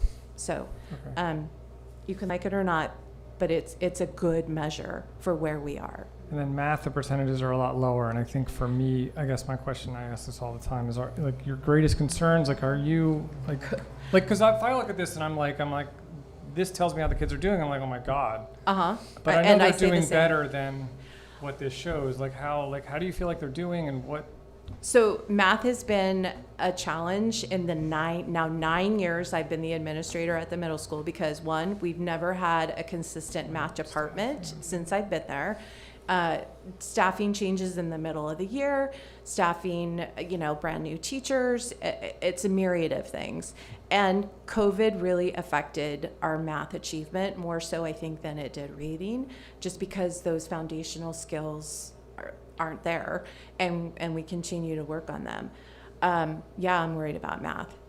I'm short one math teacher this year, which is why I've got, our 7-8 math teacher with 35 kids to 40 in a classroom on any given class period. So she does amazing work, which is why I also included the slide of the innovation grant and the boards, just so because it works. I mean, you wouldn't think it does, but she's got a big enough room. She has it organized. There's a lot of group work that happens. So I'm hoping that we will eventually see an acceleration. Doug Fisher, the UC San Diego education researcher, says that there will be an acceleration at some point. So I look forward to seeing that. But mostly, I do have an opening for a math teacher. So if you're looking for a career at Fort Bragg Middle School, please apply. Okay. But they're even though they're low, but because we're looking at the same colors, right? So it goes 20, 9, 13, 17, it goes 10, 22, those kids. Well, like the 9, 13, 17's one grade, and then they become 8th graders. So they go from 17%, and then in the next school year, it drops down to 12. And it keeps getting harder. I mean, every year it gets harder. And if you don't have, quite honestly, if you don't know your multiplication facts with automaticity, you're going to struggle. And I will tell you, we have a lot of kids that do not know their multiplication facts with automaticity. So division becomes harder, fractions become harder, greatest common factor becomes harder if you don't know your facts. So we're working on it. Do you think not having cell phones during the day is helping? Do you think we'll see a bump because of that or not? I'd like to think, yes, it is helping. And honestly, let's get one more iReady benchmark and one more CASP test to compare to the year before. And I think we could make that argument. All the research says, yes, your student achievement will improve. Social emotional scores go up, behavior goes down, and academics go up. I just think we need more time. So a follow-up with that is I know that I'm an advocate of not having cell phones, and I've said that, I guess, and people heard it, and I get occasionally like an email like, that's crazy, how could we, my kid not have a cell phone in school? Like, it's been working for the middle school, and do you think it could, you have firsthand experience. I know high school is a very different environment, but. So I will tell you, kids are playing. That's also why I shared the other slide. And after we did that, I want to say, was it September or October? I don't remember the author's name. The book, The Anxious Generation, came out. Huge research supporting what we're doing and how damaging cell phones are to our kids, their development and their brains. And so I expect to see my scores go up. Have you had any issues with families trying to get in touch with their students and they don't have their phones? No, because everybody can come to the office and use a student phone to call home. Parents can call, and then we do bring notes to kids. Initially, it was a challenge. I'm not going to lie. We had several conversations with families. However, it also helped that I believe the first day of school is when Governor Newsom signed the thing that in 2026, cell phones limited in schools. I forget what the exact language is. So that was helpful too. But it's our school policy, and the board supports that. So we follow through with that. Okay. And how about when we had the earthquake last week, and I assume everyone's phones in their yonder pouches starts beeping and everything, and of course they can't see what's going on, but. They're supposed to be turned off, so I don't think that happened. Okay. And I had my phone, and I was in the office actually doing whatever I was doing with somebody else, and I didn't even hear mine go off. What I got was all of the tsunami warnings. And there was a student in the office that said, I feel it. And I was like, what? Feel what? And then I was like, stuff started falling off of my bookcase, and then I was like, oh. So I didn't hear any notifications except for the adults that had their phones with them in the front office. I don't know what happened in classrooms. I do know, depending on where you were in our building, some people didn't even know that we had one because some classrooms moved and some classrooms didn't. It just depended on how, you know, How did it rolled families through. respond? Like, that's a great, like, how did families respond trying to get in touch with their kids? Like, They came and it's- signed them out of school, honestly. We had a lot of kids get signed out. And was anyone like, I wanted to call Mike, no one was too upset about We not- did get a few Parent Square messages that they were unhappy, but Miss Loomis is really good at navigating and talking to people and sharing all the positives for not having it. And we never deny kids access to calling home if they need to. So you can, and there's a phone in every classroom. Teachers let kids call home in the classrooms too. You know, not in the middle of instruction, but when it's appropriate. We do not deny kids access to call home. Okay. And if there was a larger earthquake here or a fire or something else within the building, are they able to unlock within the classroom, or is it only available in the office to be unlocked? It's only, so we have two stations at the end of the 200 wing, 2 stations in the front of school at Cotton, and then both Miss Loomis and I have handheld devices to unlock. Okay, so in an emergency, wouldn't be easy for them to get access to a phone. Not in classrooms. I will tell you, school dismisses at 3. By 3:04 at the latest, every single phone is unlocked. Right. But if you're trapped in a classroom, you can't get to the unlock stations, though. Correct. Okay. However, at that same time is usually when emergency lines go down and cell phones get bogged down. So, I mean, They don't work. Sure. and they're with their teacher who will be keeping them safe. Especially as we continue to update our safety plans. Yes. Any other questions? I just want to comment about the data, that I really appreciate the longevity, the data and the, Following. yes, that to me, I really, really, even whether we're low in math or not, but I like being able to look at the cohorts and kids and the same data and the same, so I'm glad you guys found something that works and tweaking it a little bit, you know, adding the writing and whatnot. So I just want to thank you for that. No, And for you're the welcome. links It's not me, as it's well. Breeze Daniels who wrote, it's from the California Principal Support Network through Ukiah that I did several years ago, and I just copied it. I think for Well, you have buy-in from your staff. That, I mean, it's a team effort here. It's not, It always Yeah, is. so, Yeah, I there's not, I mean- could not do this by myself. so you're leading them too, so thank you. Yes. and Okay, for- thank And you. the links as well, guys. Thanks for, I was just letting trying us to dig put, deeper well, and- yeah, and that so, was good. and part of why I did it 2 different ways, the bar charts, then also with the graph that follows the cohort, is so you'll have 2 different sets, and then you can provide the feedback on what you prefer. And then based on questions from the last couple times we've done this, is why I started adding more links. Not that I wanted you to go into the weeds, but I wanted you to know what the rubric is. And we're asking them to do a lot. I mean, they're writing, that's hard. The math performance task, it's hard. Mhm. And I got to get him ready to go to Bruce. All Okay, right. thank you. Thank you so much. Thank you. Okay, so take a moment for anyone who wants to depart or needs to go, or anyone need a break, restroom. Though President Thank you, Ms. Schneider, Bailey. I was going to suggest we do have our auditors on to do their presentation. That might make more sense before moving to my report, just out of respect for their time. And Sure, so that would be going to item 13.2. yes, at least for the Correct. presentation part, and then we can wait until we move to action items to take action. Is everyone okay with that? Yeah? Okay. So John and Kevin, you're muted and live. There we go.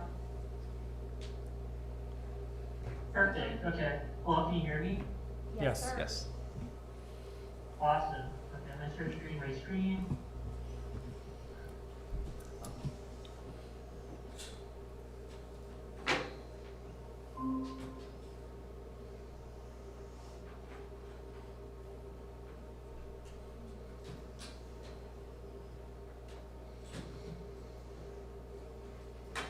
Can you see my screen? Can you see the presentation? Perfect, okay. No, we Yeah, can we see. don't- Can everyone? We don't see the presentation, we see a recursive view on the screen. You don't see it? Well, No. we see your screen, but we see the screen with the with the video call, not the presentation screen. So maybe it's a different monitor? Or a different tab. Yeah, I'm presenting the window that I chose, but I'm surprised it's not popping up. Maybe this might be better. Yep, that's There we better. go. There we go. You see it now? Yeah. Okay, cool, awesome.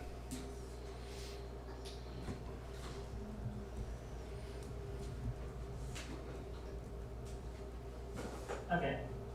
Good evening, everyone. My name is John Pete. I'm the supervisor at Christie White. I'll be presenting the financial audit report for fiscal year ending June 30, 2024. So I noted a few of the key and important page numbers throughout the presentation if you want to follow along with your physical copy. Actually, I don't think the district has a physical copy, so scratch that. Yeah. So first and foremost, I wanted to discuss the audit responsibilities of both parties.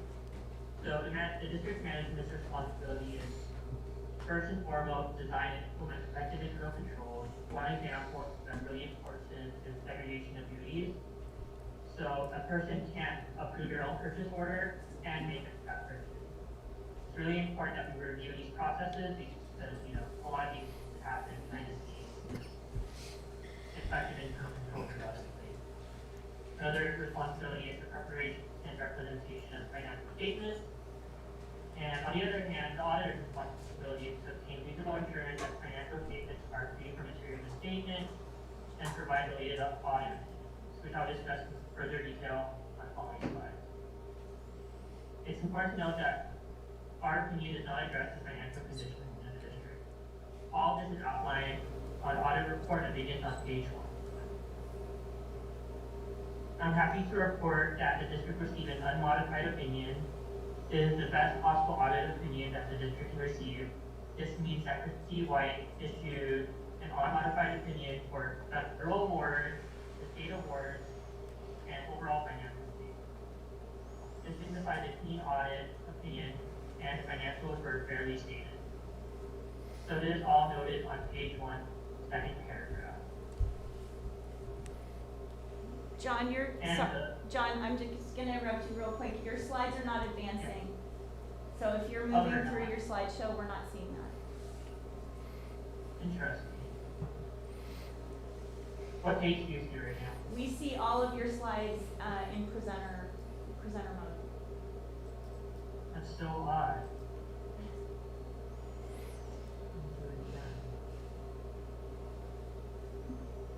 Sorry, I've never done it on Google presentation and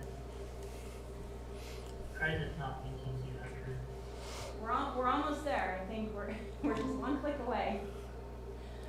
Yeah. So we're seeing all of your slides as the presenter. Looks like he needs to do view slideshow. I Yeah. tried copying it.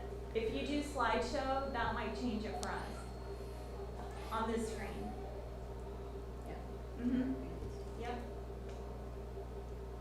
I guess I could just. All the way over to the. There you go. Yeah, I keep clicking that, but it's showing up on my other monitor, and I'm trying to swap it. You see the swap mode? I see. Okay. And it's not, and you don't see it, right? You still see it. Yeah, it's just the presentation. Yeah, we're just seeing all of the presentation slides. Do you want to send me the slide deck and I can advance them through on our other screen? I'm okay with just showing the presenter mode. I really don't have any notes. Are you okay with this? Yeah, but we can only see the first slide. Do you see it moving now? No, it doesn't change when you move through it. Yes, please. Interesting. Okay, I'll- Yeah, now it says audit responsibilities. Oh, now we've moved on to audit responsibilities. Yeah. Okay. Do you see this? Like a regular? Yes. Yes. Now you're advancing them. Yes. Okay. I think I'll just go with this. Okay. This I don't works. know what's going on, but No. okay. Sorry about that. That's okay. Okay, so Renee, I think you can slide it like I over mentioned too. in the previous slide, I discussed the 3 unmodified opinions, over state awards, internal control, financial reporting, as well as the federal. So these slides are just going to go into detail about it. So there's no significant deficiencies and no material weaknesses. So for financial statements, this information is outlined on page 66. And the additional opinion that not every district gets is for federal compliance. So this only occurs if the district met the threshold of 750,000 of federal expenditures, and this district typically does. And this year we tested the ESF fund, which includes ESSER 2, ESSER 3, and the AFRT fund. This should be the last year that we test these funds since they should all be exhausted. This year is a non-modified opinion with no deficiencies reported and no material weaknesses. This is all outlined on page 68. And the final and the most difficult part to get an unmodified opinion is for state compliance. So I took a snippet of all the areas that we have to test. So I highlighted two green items, which is Proposition 28 and the CELOC program. So I'm sure the district is very aware of these programs and their new requirements.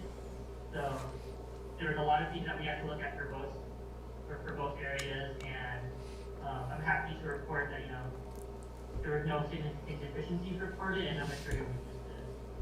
However, we did find a finding for classroom teacher salaries, which I'll discuss on the next slide. But overall, it's still an unmodified opinion, and the district did a great job with it. This information is outlined on page 71. And before I get into the finding, I kind of want to discuss the summary of the audit results. So everything that I mentioned in the previous slides are all summarized in a really nice table, all outlined on page 75, so you can see the financial statements of opinions right here, the federal awards opinions, and state awards. And I wanted to discuss the audit finding. So this is a really common finding for a lot of districts. Some districts that I work with get this every year. But especially with the one-time funding with ESSER, it's really hard for a lot of districts to meet the minimum percentage. So Fort Bragg is missed it by like 2.5%.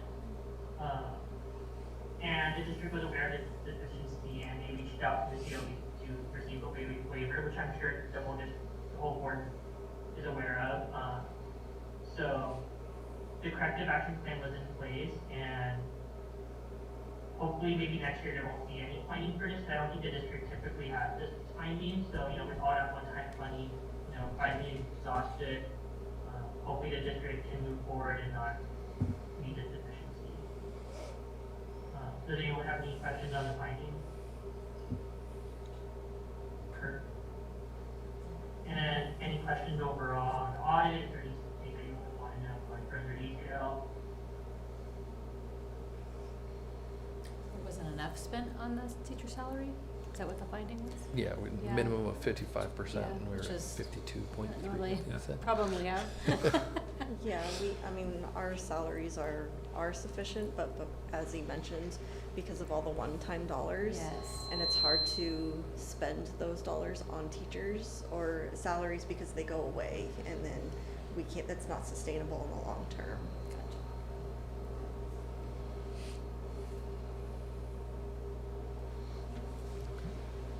All right, any other questions? Okay. Thank you very much. Awesome, thank you. Thank Have a you. good day, everyone. Take care. Thanks, John. Thank you. Okay, so do we want to go back to superintendent report, and we'll take action when it comes to it? Okay, so item 6, superintendent report. Thank you. It just seemed painful to leave Yes, them no. lingering through a whole nother report here. Okay. So we'll just jump right in on student safety. I just wanted to provide some feedback. I know on our town hall meeting we heard a lot about counseling supports and student access to things that were really important as a part of student safety. So we have quite a I think a pretty comprehensive suite of counseling supports for our students. We have, you approved the contract last time, and we've just gotten going with Daybreak Counseling. So that's the online counseling that has a bilingual component as well. So all of our students can access that. We actually launched it on, I want to say it was Wednesday this past week, and we had parents immediately connecting and making referrals. We're at about 7 referrals right now. We expect that to continue to go up, but that was, we had a majority of those came from parents, I do believe, almost immediately when we sent it out. So it was something that was very prescient and on parents' minds. So we're really happy with that. We'll continue to monitor and make sure that we're messaging that out for parents as well. We'll make sure to get a message out this week too, in case there's something over the holidays that folks might need some support with as well. We've also sent out information on crisis supports. So there's a lot of there are a lot of different opportunities for students to get some support through crisis if they're in a crisis, both through the state and through national numbers. So we're making sure to message that out to our staff and to our students as well. We have our on-site counseling, so our tiers 1 and 2, so our counselors, and then also our Thrive counseling that we have in place. Also our mindfulness through martial arts programs that we have at Dana Gray, Alted, the middle and high schools. And then our Blue Door services through our connection with Mendocino Coast Clinics. So again, we don't quite get to the psychiatrist level of support, but we've got a lot of counseling support that's in place. And I am in conversation with both the hospital and MCC about some different ways that we can offer some additional psychiatry support for students who might need that as they're moving forward. So pretty proud of the work that we've done there and moving forward in that student support. Did I see that the clinics was going to come present? So Yes, so that's the hope for next month, that they'll be in to present a little bit about Blue Door. Thought it might be a little bit much for this agenda when we discussed, so they will be in to share some information about the services and just kind of what the utilization's been and that kind of thing. So. Also in student safety, our anti-bias committee has continued. We had our second meeting this past week.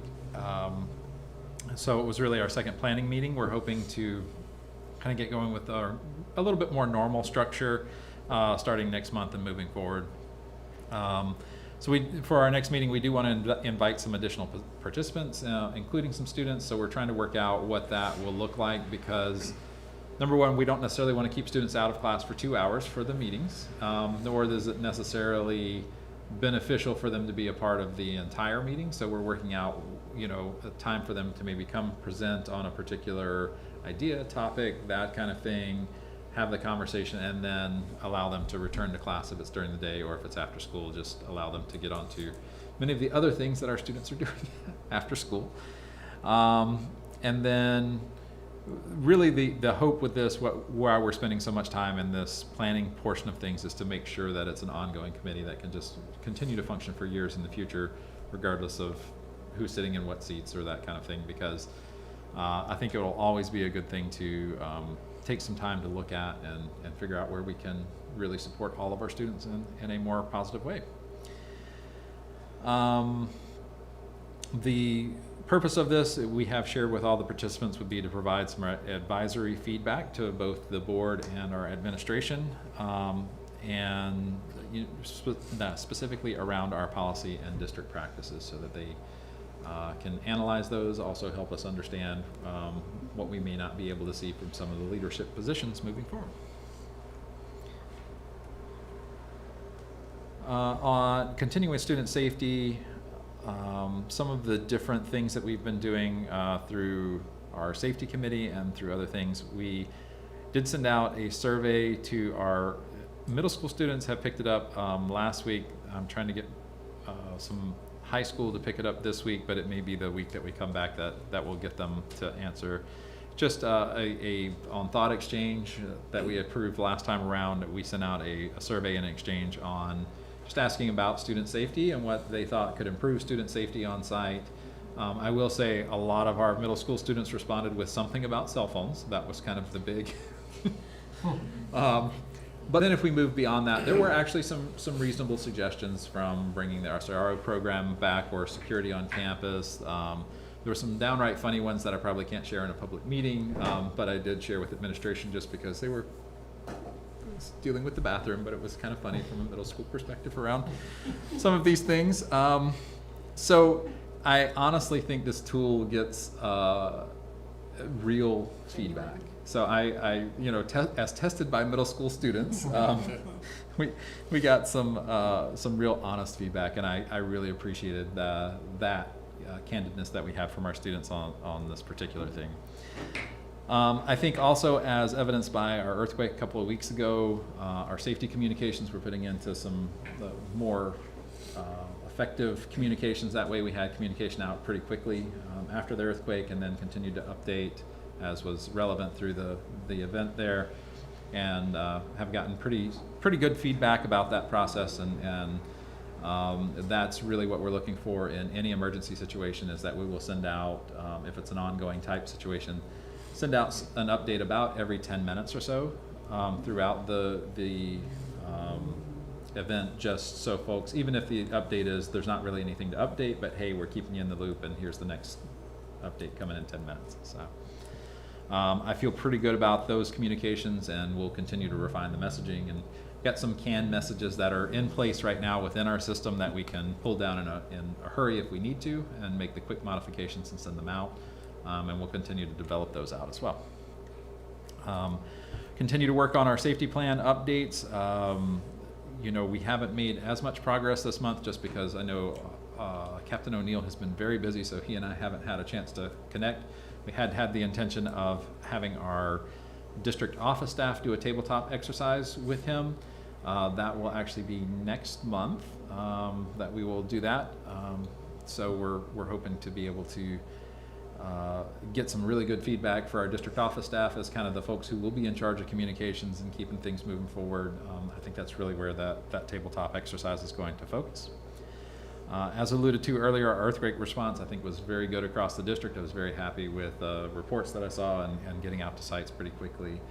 I will say, from a district standpoint, the place that probably worries me the most from the idea of a possible tsunami would be the charter school, just because they sit a little bit lower than all the rest of our schools. We kind of did the math. It would have to be a massive wave to hit any of our schools here, but they're close enough that it could be a concern. So that was one of the first calls I made, was to the charter school, just to say, do you need a bus? We'll get somebody over there right now, get all your kids and get them out safely, that kind of thing. They had their plan, they were working it, and everybody was safe, but it was just, that's kind of my biggest concern, is to make sure that those low-lying areas that we've got, that they have that support available to them if necessary in that situation. But otherwise, I think our district did an amazing job on the earthquake response, and you know, I'm very, very happy moving forward that I feel like we can respond to that emergency and in a very competent way. Our next student safety roundtable meeting will be January 15th. And I've had some questions about the timing of that versus like the board decision for an SRO. We'll talk about in just a minute, but I'm recommending that we bring the SRO for a vote to the board on our January 9th meeting, just because I think now that we have our new board members seated and there's some time to build some background, if you have questions around that, I'd be happy to fill you in on that as well. But Yes. I'm sorry, is this meening the committee that? No, this is this is a continuation of the community roundtable we had with Nicole In the library. Okay, in the thank library. you. So And this do we is have a meeting for the safety committee? That, no, we need to get one scheduled Okay. at this Is point. Nicole Lynn- coming to this January 15th? She won't, but we will follow a very similar process, and using the thought exchange tool that I was talking about, we can actually run that live in a meeting so folks can see and have a little conversation about how things are evolving with that. So I think we should be able to have a very rich discussion and continuing down that road. So, Are you going to send that announcement out soon? yes, we'll send it out before break and then reminders after break as well. But wanted to kind of, and everybody who was at the meeting already knows that that was the date, but we'll make sure everybody else is included and get the location secured and all that. So. Also in the area of student safety, just wanted to give an update about the school resource officer. And so I pulled just from Fort Bragg High School because I didn't want to get into comparative, times, but that's where a majority of the time for the SRO, where he was. For the time from the beginning of school until we suspended the program, we had 158 referrals at Fort Bragg High School in 45 school days. Of those, 1 was a fight and 4 were suspendable offenses. And then since the time of suspending that until Friday, over 33 school days, we've had 129 referrals. However, 3 of those were fights and 6 were suspendable offenses. So they're not huge numbers, so I wouldn't go making broad statements, but I do think that we have fewer fights whenever we have our SRO. Can you present on define campus. what a referral is? Referral just means any type of discipline information that was put into our assertive discipline side of the system, which is different than like, talk back to the teacher or something like that. It's more like something that would get sent to the office or would be, the office would be notified in some way. Not a So good there's like a few a day. Yeah, oh, for sure. Okay. And do you have previous year data to compare to as a control? Because it's, I didn't pull that necessarily as a control just yet. I could certainly add that in the future. This was just one of those I wanted to see kind of apples to apples with these kids this year. We could certainly look at that. yeah, I'm not sure how apples to apples it is, because different times of year you're going to have different things. I know that For sure. spring always seems real rowdy to me at my office, and it has nothing to do with, For sure. So it's, Yep, I was just trying to show with the same groups of kids that we have in Sure, place, sure. just kind of what, Right. over those time periods, there certainly are different things that happen, but it's just giving a snapshot. And like I say, I don't think there are huge conclusions that we could draw one way or the other. These aren't huge numbers, but it's Yeah, just, I did want to provide that information for the board's consideration there as well. And as I said earlier, I am recommending for our school resource officer that we bring it for a vote on January 9th, our January 9th meeting. Currently, our administration, myself included, would be supportive of continuing the program with some additional training being in place. Do we know if that training is still on schedule?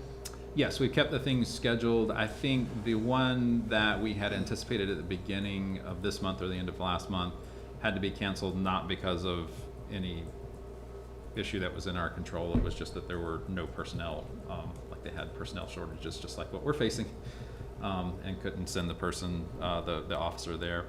But they're continuing all the rest of them. I said, yes, let's stay on schedule with all of that. So they've maintained their registrations and that. So. Is there any way you can give us a schedule of what that training's supposed to be? Yes, I will get that to you. The biggest one will be, I believe it's in the beginning of March, is when the actual SRO school, that was the earliest that we could get the officer enrolled in that. So. And then I know we have a draft policy that I don't know if we haven't really ever discussed it, I don't think. No, we So- just kind of had it there as it's a CSBA sample policy Yeah, for that. so it may be good if you want to bring that Sure. forward to bring the policy as well as the MOU. Mm-hmm. And so we've never seen what the training is, so I'm just trying to, in my mind, wouldn't this training be for a police officer, or if someone's done, being a guard or something, it's the same training, right? Regardless if you're a police officer or not? Or is this specifically for someone that has police background? The SRO training, yes, is specifically For for sworn someone, for a officers. sworn officer. Okay, so it's not just, if we were to hire a security guard, they would not be taking this. No, they would need much more training before they would be at a similar level of Right. training. I mean, I think my interactions with most of the actually really all the officers, I'm trying to think, not that most of the officers wouldn't be, what I'm trying to say is I've interacted with most of the officers, and I believe that sampling of them says that they're all well equipped to deal with the situations that arise on our campuses, just from my general interactions with them. However, I think this on top of it will certainly add that next level of let's make sure that we're thinking about their developmental levels and some of those pieces, having those conversations. Because I can't imagine they don't have that experience because they're in our community. Absolutely, yeah. And especially the 22, I think that they did have specific de-escalation Yes. training that had to be across the state, Mhm. along with having everyone have a cam. I mean, we don't have staff Yes. members with cams, so No. it's Yes. very, I think that no one wants to lose their career you know, and I think good cops really hate bad cops. So, yeah, there's all of those pieces in there to keep the best practices. Absolutely. And for the times when the SRO's not on campus, do teachers currently do PROACT or any other kind of training or de-escalation or anything? So we're working to increase our capacity as a district, because what we've run into with PROACT was that we were relying on like the county office for trainers, and it just limited our availability. So the hope is this summer to send 2 teachers to become PROACT train the trainers, so that we could offer particularly that de-escalation piece over a course of some of our Wednesday early release times, because it's really hard right now for us to outline 2.5 days of time out of the classroom or out of their roles to be able to fulfill that, particularly when we're looking at like some of our special day class or other special education settings where really the staff need to be there as much as humanly possible to make sure those kids can be successful and safe. So.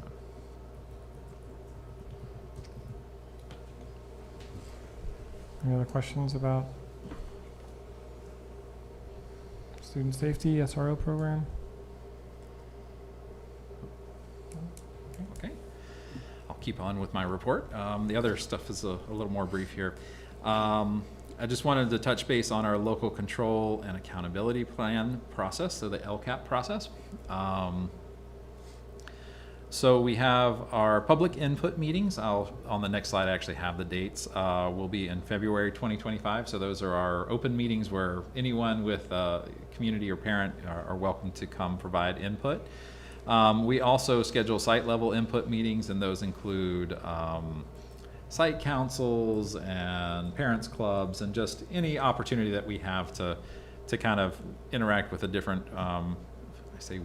I have to interact with any of the different parent groups that are out there. I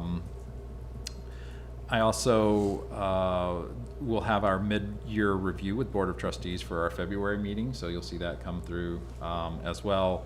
That it's now an annual requirement, so that's a piece that you will see every February. We'll also have our draft LCAP presented to the Board of Trustees in May 2025, remembering that this year is an update year, not necessarily rewriting the whole thing, but if there are certain parts that aren't working well or we need to kind of adjust some of our goals, then we will do that. And then the LCAP document is presented at a public meeting, the first June 2025 meeting, and then our LCAP is approved along with the annual budget at the second June 2025 meeting. And for our public that are watching, our public input meetings for the LCAP have been scheduled for February 5th, 2025, wow, that's a lot of 2s and 5s. Just looking across both those dates. And then February 25th, 2025. So we tried to pick different days of the week just to allow input, because I know how it is if there's sports or things like that pull you on very specific days, then this allows some variety with that. There'll also be opportunities through surveys and other tools for folks to have a voice if one of these days don't work for them. They're also always welcome to give me a call or send me an email to follow up on a specific concern, and we'll make sure their input gets included. We also had the release since our last board meeting of the California School Dashboard. I gave you some broad overviews of that. Renee, if you'd click on the dashboard link. So I just wanted to make sure this is a link directly to our data, so you can kind of see where we are.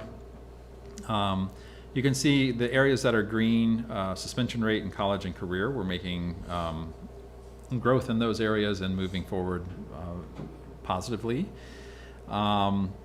Chronic absenteeism was in the yellow. I was really hoping it would be in the green, because we did make some progress on it, but we're still sitting at a high number. So as we continue to make progress there, hopefully we'll see that come up into the green, and it would be lovely to one day have it in the blue. Our graduation rate is also in the yellow. I think some of that was some correction from just some data practices that hadn't been entirely accurate. So I don't know that I don't think we have any more students who aren't completing necessarily, but I think we're just capturing it better in the data compared to how we've done in the past, where it wasn't always entirely clear within our CalPad system. And then you can see for our English language arts, we are in the orange, which means that we are kind of in a warning level, and then for mathematics we're in the red. Again, I don't think any of these designations were necessarily surprising for me, just given our review of data for this year. But I will say that we're performing near the average for Mendocino County in most areas. I know the board always likes to get a little perspective on that. You know, we performed above Willits and below Ukiah, comparing ourselves to the bigger districts in the county. We are performing, as most schools in Mendocino County are performing, below the state average in academic achievement data. We talked about our improvement areas. We certainly have opportunities for improvement in our mathematics, our English learner programs, and academic achievement for our students receiving special education supports, that we did make some growth with our special ed students when we started to break those pieces out. And we are in differentiated assistance for this year again. And what differentiated assistance means is that the County Office of Ed offers us some additional assistance in diving into our data a little bit, supporting our planning as we're moving forward. We've already started that work with the county office, really focusing in on our multilingual learners. So I'm using that lens as a way into our other students' supports moving forward, just because the educational practices and strategies that are used in support of our multilingual learners really benefit all of our students and are pretty effective in doing that. So that's what we're working for, and what we'll plan professional development this summer to support. We've got money through our community schools grant to pay every teacher to come at least 5 days through the summer and receive their daily rate to attend professional development, so we can offer a pretty robust set of offerings at that point. So, and then finally, some just fun stuff. We had our model continuation school verification visit. So Diana, thank you very much for being a part of that visit. I'm happy to report that that Noyo High School has been recommended as a model continuation school. So the next step is that we'll go to the State Board of Ed. I think they'll probably follow that recommendation. I can't imagine why they wouldn't. You heard a little bit about the play at the middle school. There's another picture from that down on the bottom left. We also had our Ruby Bridges Walk to School Day. And that was the day after our board meeting last month. So great turnout, and the weather cleared up quite nicely for that week. And then we've had our Principals Equity Workshop that also was number 2 of 4 for this year. That happened this past Wednesday as well. And then just some general pieces out there. I did say I would update you on bond sales. So I think our bond sales are complete. We are closing on Thursday. So the money will be transferred over to our bond account on Friday for those. I am putting a plug out there for DLAC. If you know of someone who's interested in being a part of DLAC, we've tried to hold 2 meetings and had no one show up despite calls and some other pieces. So really getting to a point where we've got to kind of reimagine that in some way, I think, add some value to it, or try to find a way to get folks in. So even if they have some feedback, I'd love to hear that, just so we can improve that process a little bit. And then you heard a little bit about our middle school and Dana Gray STC classroom projects. I just wanted to leave some space there in case there were any questions, but basically we're working they're DSA approved. As soon as we get the contracts or the bids from the contractors, we'll be able to bring that forward for approval for the board and get started on that project. I'm excited about being able to bring our students in particularly at the middle school. They're currently in a portable outside of the main building, and they're the only class that's out in that situation. So it feels like an equity issue to be able to provide them with a really nice classroom that'll have a bathroom and a kitchen and just be a really nice space for them to learn in. less maintenance. Yes. So I just had one question going back to the SRO. So Oh, yes, sir. apparently the footage is out there, right? People are seeing it. Yes, it was released after a public records request, and someone had released it online, I believe. It's on YouTube. Would you still recommend that we not watch it in case? I would say that's at your discretion. Okay. I'll say it's not necessarily the easiest footage to watch from just being an advocate of students. It's hard to watch a student going through a difficult time like that. Okay. So, I only ask because if we're going to be making a decision next month, there was so much strong reaction from this event that it may be good from that perspective to Just- watch. I think that okay. you'll see some of the general supportiveness that the SRO had. I just think the situation itself Okay. is difficult to view. So So I don't know if you can send a link in case anyone do want to watch it. we can, I can share a YouTube link with you as well. Okay. So. And I've seen it. Yeah. And changing to DLAC, it seemed like there was more parent participation when it was a link, when it was a Google Meet. Okay. And I know that, I don't know if it was difficult because the breakout rooms, like depending on what grade level you had, they would break out and then, so I don't know if that was the issue or why we got away from that, but it seemed like families showed up. Well, we can certainly try Yeah, that. I don't know. I don't know if that was just my one observation because I was attending that way as well. Mhm. So I don't know, because then they didn't have to find a babysitter, or they were cooking dinner and listening, and it seemed like they were able to do it all when it was that option. I'm happy to try that option as well. Yeah.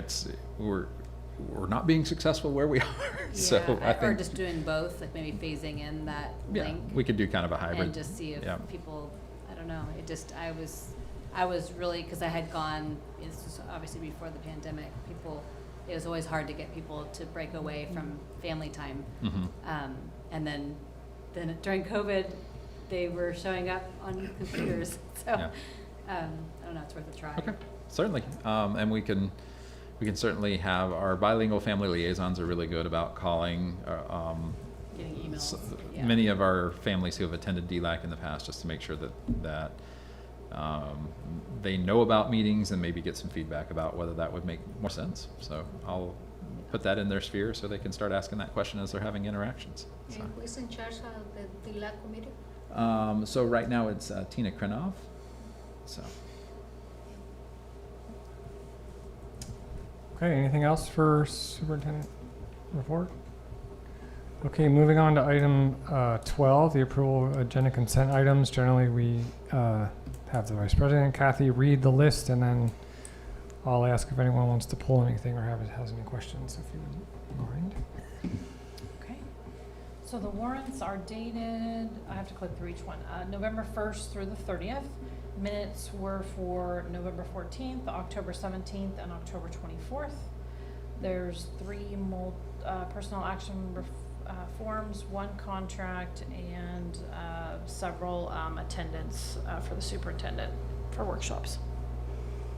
Thank you. So these are generally items that are non-controversial, but if any board members want to pull anything or have any questions about any of the items, of course. The only one that I would question, it would be minutes, because I know oftentimes when I first join the board, I will usually abstain from voting on minutes for meetings that I didn't attend, so it would seem Okay. better to split that one out into a separate vote for those of us who were not on the board. Okay, so we can pull out the minutes and do that separately. Thank you, Sage. Anything else anyone wants to pull or have questions about? All right, so I'll entertain a motion to adopt the agenda, the consent calendar item minus the minutes. So items 1, 3, 4, and 5. So I move to approve the consent agenda excluding the minutes. Is there a second? I'll second that. All right, all those in favor? Yes. Aye. Okay, so we'll pull out item 12.2 minutes, and I'll entertain a motion to approve the minutes. I move to approve October 17th, the 24th, and November 14th minutes. Is there a second? Guess that leaves me. I'll second. And do we roll call because we pulled it out of consent? I would think so. Yeah, might as well. Okay. So roll call, please. Trustee Schneider. Yes. Trustee Babcock. Yes. Trustee Paoli. Yes. And my other two are abstaining, is that Abstaining, correct? yes. Okay, thank you. Motion carries. Thank you. All right. Item 13.1, 2024-25 first interim report. Thank you. And welcome to the 2024-25 first interim budget report. I thank you for hanging in there with me. I will try to make this as painless as possible. On tonight's agenda, we will briefly go over what the purpose is for first interim reporting and review the budget roadmap. We'll give a brief update on state finances and Prop 98, and then we'll look at some district financing topics and then start to look ahead. And we'll talk about the COLA for 25-26 fiscal year and our multi-year projections. We'll talk about what it means for the remainder of the school year and start planning for the next school year. We're on slide 3. Thank you. All right, so what is first interim reporting and what is the overall goal for this report? Well, the first interim report is where we get to start to see where we are at after our initial projections were created. The first interim is usually where the budget starts to reflect some actual numbers, some actual spending like staffing, some of our supplies and materials, and then we start to get a picture of what the school's ADA is looking like. Also, it is used to help start the planning process for the upcoming fiscal year. And then this brings us to our roadmap pictured here on the right-hand side, and this kind of gives a snapshot of where we're at in this timeline. We can see our little bee friend over by December 16th, where we're at tonight, and he's got his binoculars because he's already looking to the next phase, because the budget is a living, dynamic document, and we have already had changes even since this report has been put together for you. All right, to give a brief update on the state, I won't spend too much time on this because the overall picture of it doesn't necessarily affect us here locally, but it's nice to know where they're at with their projections so that we can just kind of get a picture of what that means for us. We recently received some information from the Legislative Analyst Office at the very end of November, and they're the entity that kind of looks at the state's current health and helps give projections for future years out. In short, the state's budget for schools is looking much more positive than it was a year ago at this time. So they had some positive things to state within their report. And with that, they also gave their predicted COLA for the 25-26 year. And we'll talk about that a little more a few slides down. But right now, the COLA is looking at about 2.46 for the 25-26 school year. All right. As we look at our current budget and where we're at with COVID relief one-time money coming to an end, some items to reflect on with the money going away.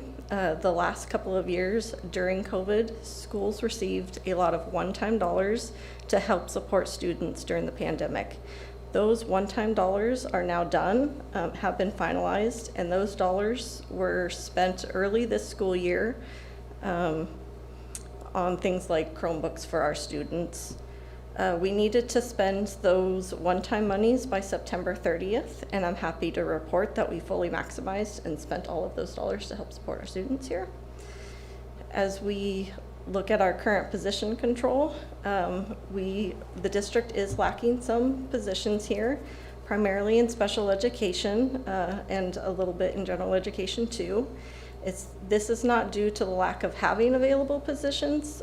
For our district, because we are small and rural, it comes from being able to find and hire the qualified candidates to fit those key roles. The district is still able to offer these students to our services to our students. They are currently being filled with contracted services, and mostly those are through our County Office of Education. Our revenue increases As previously mentioned, we have some one-time dollars that are now done and spent. However, we do have a couple new grants that the superintendent touched on. We have our community schools grant, and then we received a grant for our child nutrition program. Every time we compile a budget report, some of the key factors that we look at for budget predictions are the state economy, our district ADA, what it has been in prior school years and what it currently is looking like, and some and current position and expenditure control. Next slide. And then I wanted to unpack with you a little bit about the local control funding formula, especially since this is the bulk of the funding that we receive as a district. When it comes to revenue projections within our local control funding formula, the Fiscal Crisis and Management Assistance Team, also known as FCMAT, is an organization set up by the state to help districts and COEs with fiscal solvency. I have some more information linked in this slide for anyone who might be interested to learn more about FCMAT and what their role is. But the reason that I bring them up is to give you a snapshot of this tool, and this is the LCFF calculator. So FCMAT creates many tools for districts to help with the budget process. One tool that is consistently used across the state is this LCFF calculator. This helps us give a snapshot of revenue the district can expect in current and out years. We use known and predicted data to complete this calculator, which gets us to, next slide. So I'm sorry, real quick. Uh-huh. This will be loaded into the. Yes. Okay. Yeah, we'll make sure that you guys have a copy of all of this. Thank Yeah. you. So that gets us to this chart here. This is a snapshot of the different funding, different level of funding that the district can potentially receive based on their LCFF funding. This snapshot that you are seeing here reflects our district's first interim LCFF data. Every district receives base funding, which is driven off of the district's ADA, or average daily attendance, and that's the bottom portion of that chart there, and shown in blue.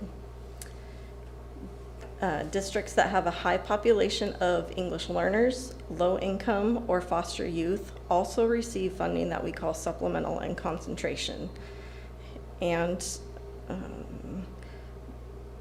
for our district, we have we receive funding of about 5.7 in supplemental and concentration that we can utilize to help support our students. The other additional add-ons in the LCFF that our district receives, that top portion there shown in the salmon, pink, and red, is the home to school transportation and transitional kindergarten, and that's about approximately $518,000. And I'm noticing on the screen there, you're not seeing the numbers that would normally be there, so we'll make sure that that data's in there for you when you receive these. I have to tell you, I like this chart though. I have never seen them before. Yeah, isn't that cool? Mm-hmm. Yeah. It makes, yeah. Thank you for sharing. Mm-hmm, absolutely. Other revenue sources we receive are listed on the right side of the slide. This represents a mixture of both state and federal funding, all of which are restricted for designated purposes to support students. All right, we're going to briefly get into the weeds, but it's going to help explain the percentage differences within the budget. So sorry, is the LCFF also our general fund? Yes, yeah, it's the bulk of our dollars. Yeah. So next slide, Renee. All right, we're going to briefly unpack this account code structure. I just want to give a picture to show just how dynamic the budget can be on any given day, and give a little more information on why you might notice the percentage differences as you're reviewing the budget. Across the state, school districts are required to use a very specific accounting string in the classification of revenue and expenditures. Whenever a revenue or expenditure in the budget is updated, this generates those difference percentages amount that you see within that white box towards the right. Sometimes those numbers are because of revised information that we receive from the state or grantors. Also, as we start out the fiscal year, a lot of these sources are predictions that we use based on past awards. So as that information comes in throughout the fiscal year, these numbers get updated to the most up-to-date information.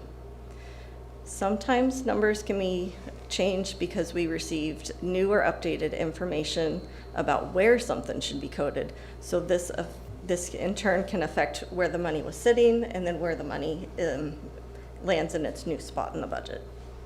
And then sometimes it can be a matter of timing, especially when it comes to federal funding, which can often cross fiscal years due to the timeline of when they give us to spend the money. Also with federal funding, revenue is received based off of when we actually spend the money. We receive money after we have spent those dollars, and I bring this up because that's the case of what you see in that federal revenue. You see there's a difference of 94%, and that's a pretty big number. And that's because when we had the budget originally put together and presented to the board back in June, it was anticipated at that time that 100% of the COVID relief funding would be expended by June of 2024, which would mean that's when we would have booked the revenue for those expenditures too. But due to the timing of when materials were received at the district, and it was at no fault of the district, it's just things like vendors come into play and when orders are placed and then when materials are received. Was that the playground part of that? No, it's all the Chromebooks. So those final expenses happened early 2024-25. As I mentioned, we were able to spend all the dollars. We needed to spend them by September 30th, which we did, but it happened in this current fiscal year. So when that happened, we had to update the budget to include both that revenue piece and the expenditure piece. And that's why that difference is so significant, because those are those final COVID dollars. Because compared to our general fund and state revenues, our federal, we do receive a good amount. However, our static amount versus our one-time monies is, we got those COVID monies that came in a lot and all at once. So the other local revenues is driven off of factors like special education funding that we receive through our county-run special education local plan area, or you might have heard it as also the SELPA. Also projected interest from information that we receive from the County of Mendocino, and then other miscellaneous contracts that we might have in place from other local education agencies. And usually this entails contracts from neighboring districts that have students with special needs that they have asked to place in our programs. All right, next slide. Other driving factors that can show differences in the budget are personnel versus services. Our district always strives to have personnel be the source for serving students. But as we talked about earlier, we're a small and rural district, and this can at times be a challenge. And when that happens, the ultimate goal is to provide the students with the services that they need, and that means contracting for those services. So for our district this fiscal year, we have signed contracts for services like a psychologist, a speech language pathologist, and then some nursing services. And as I mentioned, those have all been contracted through our County Office of Education. And as you're reviewing the budget, you may notice the percentage differences, and it's these types of scenarios that can have an impact on those numbers. The next slide. But at the end of the day, this is the snapshot of where we are after we close the 23-24 books. You'll notice that the budget that the carryover increased as we finalized revenue and expenditures for that school year. The bulk of this carryover money is from restricted dollars, which means those programming plans or services also rolled over into the current school year. So this increased the district's expenditures. And that also includes the COVID relief funding. You'll see that's a common theme. Much of the deficit spending is an intentional spend down of grants from money already received in previous fiscal years. For example, we had some revised grant plans after the budget was adopted in June. We recently updated the Learning Recovery Emergency Block Grant and the Arts Music Instructional Materials plans at the beginning of the school year, which revised the expenditures in the budget. And these are both good examples to show that we have received the money and now we are intentionally spending down those dollars to support our students. With that being said, the district does have some deficit spending that will need to be addressed in the future years, and we'll take a look at what that's going to look like in a couple slides down. The reserves listed are a combination of the special reserve that the board has in place, the 3% reserve for economic uncertainty required by the state, and some assigned sources from resources like the supplemental and concentration funding and our lottery. All right, next slide. So we'll briefly go over our average daily attendance. This average daily attendance chart shows some historical data for enrollment and attendance for the district. These numbers show a good picture of the effects that COVID had, not only on Fort Bragg, but ultimately across the state. Many districts are seeing the same effect. And that's because families got to work from home, so kids got to be homeschooled, or cost of living in California is really high, so we saw families move out of the state too during the COVID years.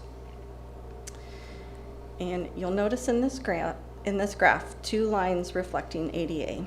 The darker one shows what our district's actual ADA is, and then the lighter line shows what the state funds us at. And this is because during the COVID years, the state saw what the potential effects COVID would have on districts. And during the 2020-2021 fiscal year, the state held harmless districts' ADA, essentially meaning that districts would be guaranteed their funding level that they had in 2019-20. After that, there was a great concern as to what would happen to schools' funding across the state because of the drastic effects pre-COVID ADA and post-COVID ADA. And then as you can see from this chart, for our district, that would have meant going from a 1,719 ADA funding level to a 1,578 ADA. At this time, everybody was referring to this as the cliff. And the state responded to this concern by updating the funding model so that districts would receive funding based on either current ADA, prior ADA, or a rolling 3-year average, which is where our district landed. And as we are looking at the fiscal years here, we can now see that our funded ADA and our actual ADA are starting to come together. So those lines are starting to level off a little bit. We have recovered some since COVID, but we're not at the same levels as we were pre-COVID.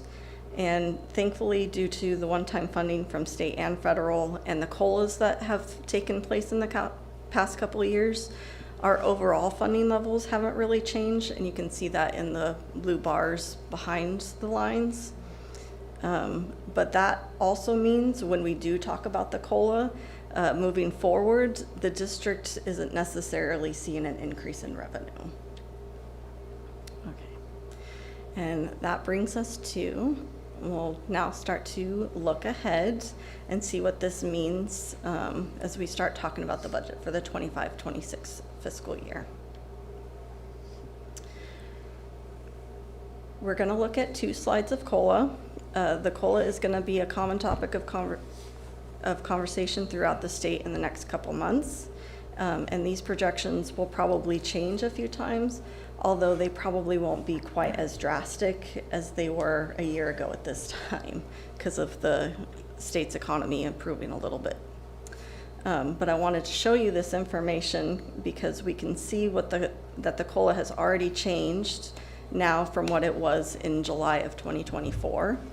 And it's even changed since October because when I put this report together, the County Office of Education was giving us the information that the COLA was looking at about 1.8%, which is what you saw in the report. And then the LAO's office came out with their report at the end of November, and their predictions is the 2.46% that I mentioned, which is the next slide. For those listening in online, could you just explain what COLA is? Oh, yes, thank you. It's the cost of living adjustment.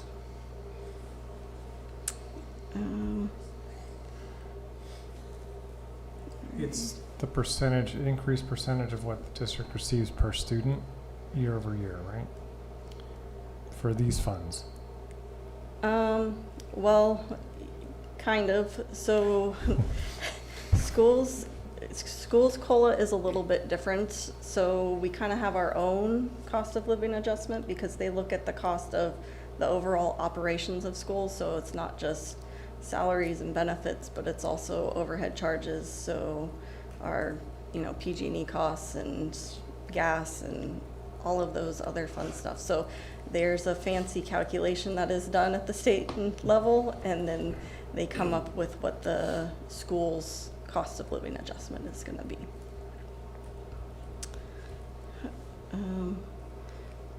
So here we are, November 2024, and this is the most up-to-date as of November 2024. This is the most up-to-date information.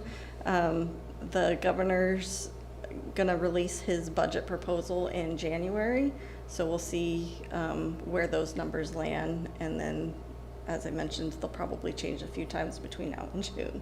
So, but one thing about the Legislative Analyst Office is they are really good at predicting these numbers. So this time last year, I don't know if you guys remember, the COLA was predicted to be about 3% for the 24-25. And November of last year, the LAO's office put out this report, and they were predicting it to be closer to 1%. And ultimately, that's where it landed at, just a little over 1%. So that's why we bring up their information, because they are the most trusted resource out there as far as COLA predictions. All right. And then next slide. So now we get to talk about the fun part, our multi-year projections. These are educated assumptions as to what our out years will look like given a variety of factors. We talked about deficit spending in a previous slide, and this is where we start to look at what that means for our district in the long term. One thing I do want to touch on before we go over this slide, though, at the start of COVID, I want to say that the district did a really good job as far as planning for the future. The board put into place a special reserve, and the district did a really good job with smart spending, which has led to lasting positive effects for both students and the financial stability of the district. A lot of districts are having similar discussions that we are going to be looking and talking about in the next few months, and I've heard of other districts that have had to make drastic cuts to programs to be able to maintain fiscal solvency. With the conclusion of one-time COVID relief funding and the continued decline in ADA, now is the time that the district should proactively address the next phase of financial sustainability. So we've identified a targeted reduction of $587,000 in expenditures for fiscal year 25-26 that is going to be necessary to align with the projected funding levels. So this is going to mean that areas will need to be identified where cost savings can be achieved with minimal impact on essential services and student outcomes. All right, next slide. And then this brings us back to our roadmap that we talked about at the beginning of tonight's discussion as we start planning and discussing for the 25-26 fiscal year. In January is when planning really starts to take place. So the district, we started with our projecting and analyzing what next year's needs will be.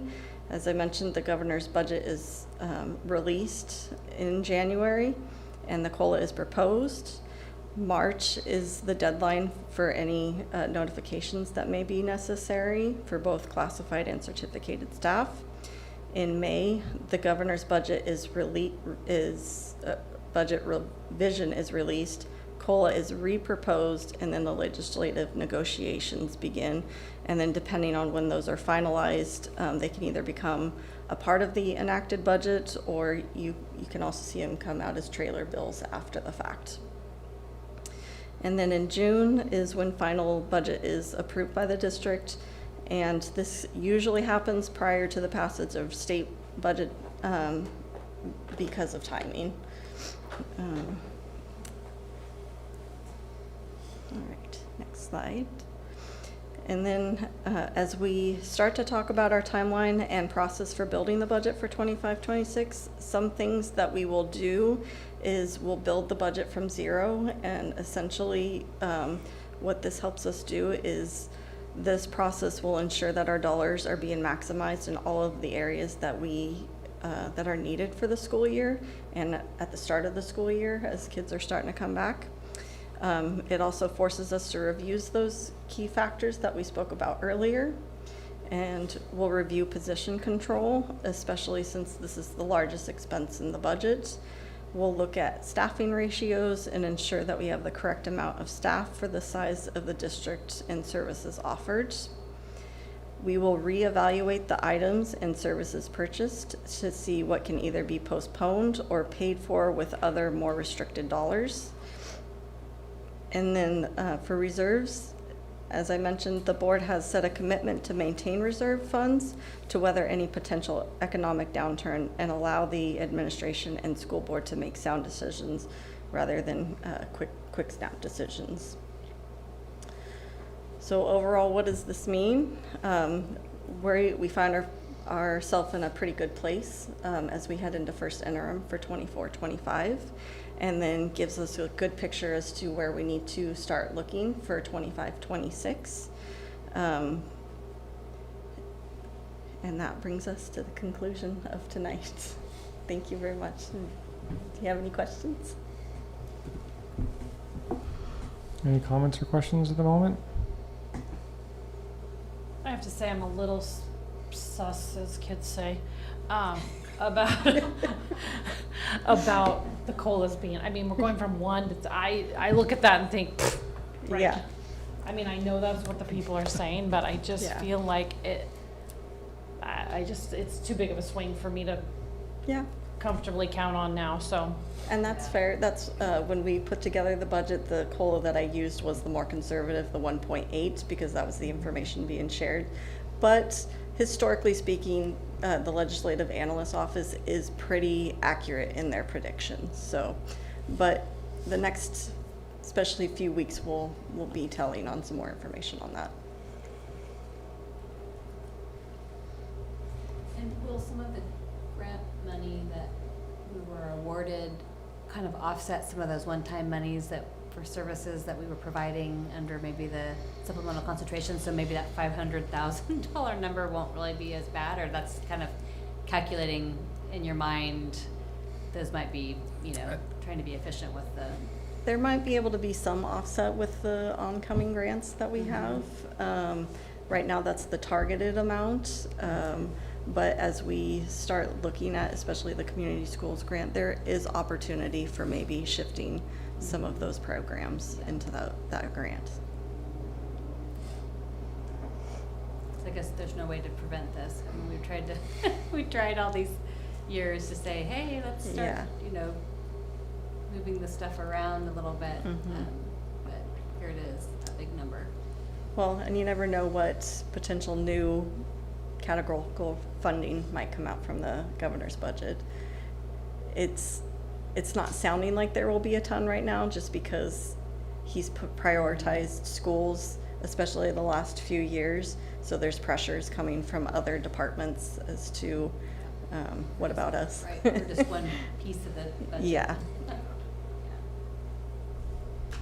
Any other questions? Well, I know Joe has some ideas, but if you, for the public and well, us too, you had mentioned starting to have the conversations in a committee and anyway, so do you want to give us maybe the overview on how we're going to move through, or Jamie, or one of you? Yes, so Jamie and I have discussed about forming kind of a budget reduction committee in the very near future to start meeting in January through February, because we would like to be able to bring to you suggested inevitably in a budget our size and with dealing with a number that large, it's going to involve people at some point. Mhm. And so what possible layoffs that we could have, bringing those forward to you. My guess is that we will initially ask you to approve maybe a little bit larger scale of layoffs than what will actually be enacted, just simply because that gives us a little bit more flexibility. But if we don't do anything by a March 15th notice, we don't have that opportunity at all. And that the difference in this versus the last time is years ago you could actually put off your classified layoffs until later in the year. They didn't have to be enacted until May 15th. It's no longer the case. We have to notice everyone by March 15th. So again, that may look a little broader than it has in the past, and I don't anticipate that it'll be quite what we bring forward to you. It will be enacted, but I also will sit with each, and I will deliver those notices personally to each of the employees so that I can sit down with them and let them know kind of the philosophy of where we're going and what the opportunities are for other supports in our district if they do become enacted. So we're not taking any of those decisions lightly. And that timeline is a state timeline. That's not anything us or the board has any control over. Just a bummer because we got away from all that, because it is false, people, once they get that, they might have disengaged or they can't recover from it. So they may not stick around and may be looking. So, I mean, if there's any way we can. Yeah, I mean, I know the broad brush has to happen, but at the same time, and then there's no returning back. So I just worry about. Well, and I will say the first place we'll start is probably with our vacancy list. Yeah, that's right. That's Just good. looking at Yes. kind of what can be eliminated there, because it's no longer, or can we consolidate with some other position or something like that. So that'll kind of be the first place that we start to look. And we should have our projections for special education, which is usually the kind of the mandatory piece of things by Friday of this week. And so we can spend some time analyzing that and making sure that we've got that program where it needs to be for moving forward, and then feel out what other opportunities we may have.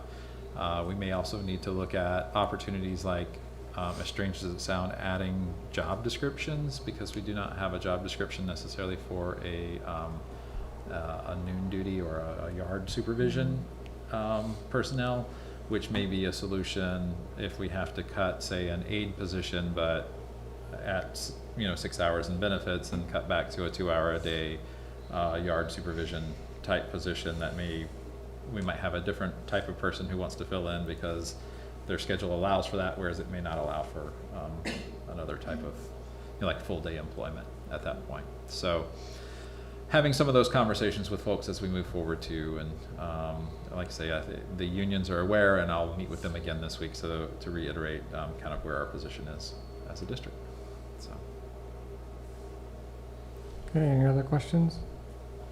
I just want to make one more comment, that the unfortunate thing in our district is that once positions end up getting talked about, it unfortunately turns into people, because we're such a small district. So as we go into this, if we could please try to be respectful and remember that we have to talk about positions and not about people. So it gets really hard, but we have some wonderful people in our district, but we're going to have to talk about it. Yes.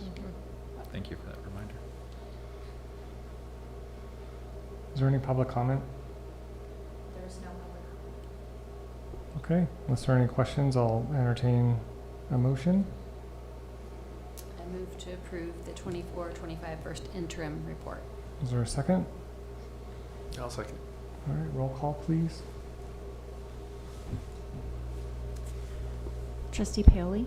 Yes. Trustee Schneider? Yes. Trustee Statham? Yes. Trustee Babcock? Yes. Trustee Oxty? Yes. And the motion carries. Thank you. Okay, item 13.2, audit financial statements. We received the presentation. I don't know, Joe, if you wanted to add anything. Oh, no, just that the finding there, Okay. again, as you heard, was not a significant finding. It had no real bearing on anything that we're doing. So I wouldn't anticipate that finding will come back or anything, so Okay. feel very confident. And that was the ELOP grant that was enough 2.5. It was just that we had so many of the one-time funds that sort of pushed us, Over that threshold. made the pot that they were comparing against a little bit bigger than what it would typically be because of those one-time money. Right. And the requirement of what we're required to spend on teacher salaries. Mhm. So it would be a bad idea to spend that one-time money on salaries, as we know. Right. As Wendy would say, if it eats, we can't put it in there. Yes. It makes those conversations a lot more difficult. Yeah. So there you might- Any questions or any other comments on the financial statements audited? No public comment? Questions from the board? All right, I'll entertain a motion. Yeah, I'll move to approve the 2023-24 audited financial statements. And a second? I'll second. All right, roll call, please. Trustee Schneider? Yes. Trustee Oxty? Yes. Trustee Babcock? Yes. Trustee Statham? Yes. And Trustee Paoli? Yes. And the motion carries. All right, great. And if I could take just a second for our new members, the reason we alternate around is so it never comes down to the same person every time if we were to start at one side and move across. So that's why it jumps from person to person whenever we're doing the roll call. Sorry, just one of those Also, since we're procedural on things. that subject, so you see me using my phone, I have a randomizer app. So I'm not deciding because I'm not good at doing random. So that's why I'm looking at my phone, so. Yes. And, well, and the other thing, I remember being a brand new member and having to be the swing vote. Yes. So you really don't want to do that No, either. you don't. Like, if you have, I mean, I don't think it was on purpose, but the randomizer, makes it, Yeah. it doesn't seem like it happens that often. Well, I appreciate that. I was looking for a pattern at first and didn't find one, so I'm glad to see it with random data. Hopefully there's not a pattern. Okay, item 13.3, 2025 schedule of regular board meetings. This is the third time we're seeing this calendar, but we have new members joining us today. We put this calendar together based on our regular meeting day with some adjustments based on vacation weeks or when things need to be approved for the state, etc. So there are two calendars. On the item one is the official calendar that gets posted. The second one has those rotating assignments that we talked about earlier that do the board chat and the agenda setting and that sort of thing. And so this is the first time I think we're seeing the assigned names. Proposed. Huh? Proposed. Proposed, of course. Well, it's all proposed until it's approved. Thank you. And so the assign, I wouldn't worry so much about the assigned names, especially in the latter half of the year. For now, we can always switch and move those things around. But the document that we're looking to approve is the one without the names, just the schedule of regular board meetings. So we'll open it up to questions or comments. My only comment is I'm out of town on May 8th. Okay.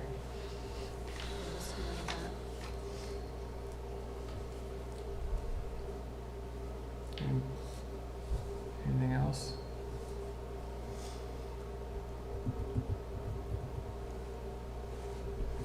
Is there any public comment on There's no public comment. the calendar? I guess we should look at the first few meetings of the assigned board members, just so we can get started in the year. Kathy, if you're okay with the first, the January meeting. Yes, I think that'll be fine. And I'll Di- be virtual on the 3rd, but Okay. And then Diana, the February meeting. I think it's fine. Okay, and Lou's And I know- March. Okay. Sage, April, and then May's not good. So usually with the student rep, both Kathy and I still attend the agenda setting, so if that's okay. And then June. And if there are any conflicts you see at the moment with any of the dates, I guess we can switch them. We always, throughout the year, things come up, and if you find a board member to switch with you, then generally it's fine. Switch the agenda setting, not usually, Yeah, not not normally, the- not normally. not the board meeting meetings. itself. Yeah. No, not the not the calendar, just, Right. yes, we're assigned, thank you for clarifying. So all right now, just to summarize, it's when you're on them, like for January, or for this month, we'll use this month. So I was on agenda setting, and then I was on board chat, and then patriotic exercise. So all three of those go with your assignment on the month. And generally, if you can, attending the Three Rivers board meeting, Yes. if you can. Joe usually attends every one, so. So yeah, those are the components. Usually special meetings, we do not have assigned, like these special assignments. And I guess with that, the January 11th board, well, we'll get to that at the next, right? Future agenda item on that. Okay. So then, We need a workshop too. I'll entertain a motion to adopt the schedule of regular board meetings. I'll move to approve the calendar as presented. Is there a second? I'll second it. All right, roll call? Trustee Babcock? Yes. Trustee Schneider? Yes. Trustee Statham? Yes. Trustee Oxty? Yes. And Trustee Paoli? Yes. And the motion carries. Okay, great. So that'll be posted in appropriate places, and make sure to mark our calendars. Everything will be input in the Google, the board. I'm Google working on it calendar. right now. Wonderful. Beautiful. Okay, 13.4 contract for DSA Inspector of Record for DSA Project 1-121844 and 1-121845. Okay. So these contractor or inspectors of record will be for our two different DSA projects. So the classroom projects at the middle school and Dana Gray. And I believe each one of these is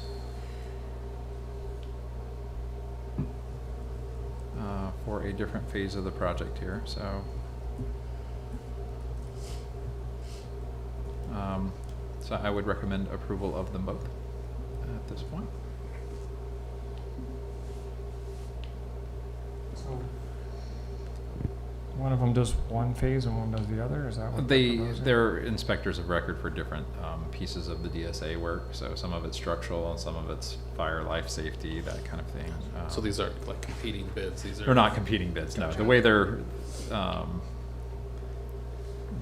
framed, that's, it took me a moment. I was like, we didn't have competing bids, they're just framed.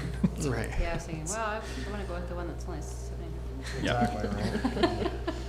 But, yeah, a huge difference. So I guess one is, what is it, a varying, seems like a lot of meetings and whatnot, but I guess, have we used I know the. Yes, these are both inspectors that we have used with Yeah, 'cause I our remember I current projects. recognize a CLM, but I don't recognize using, for this.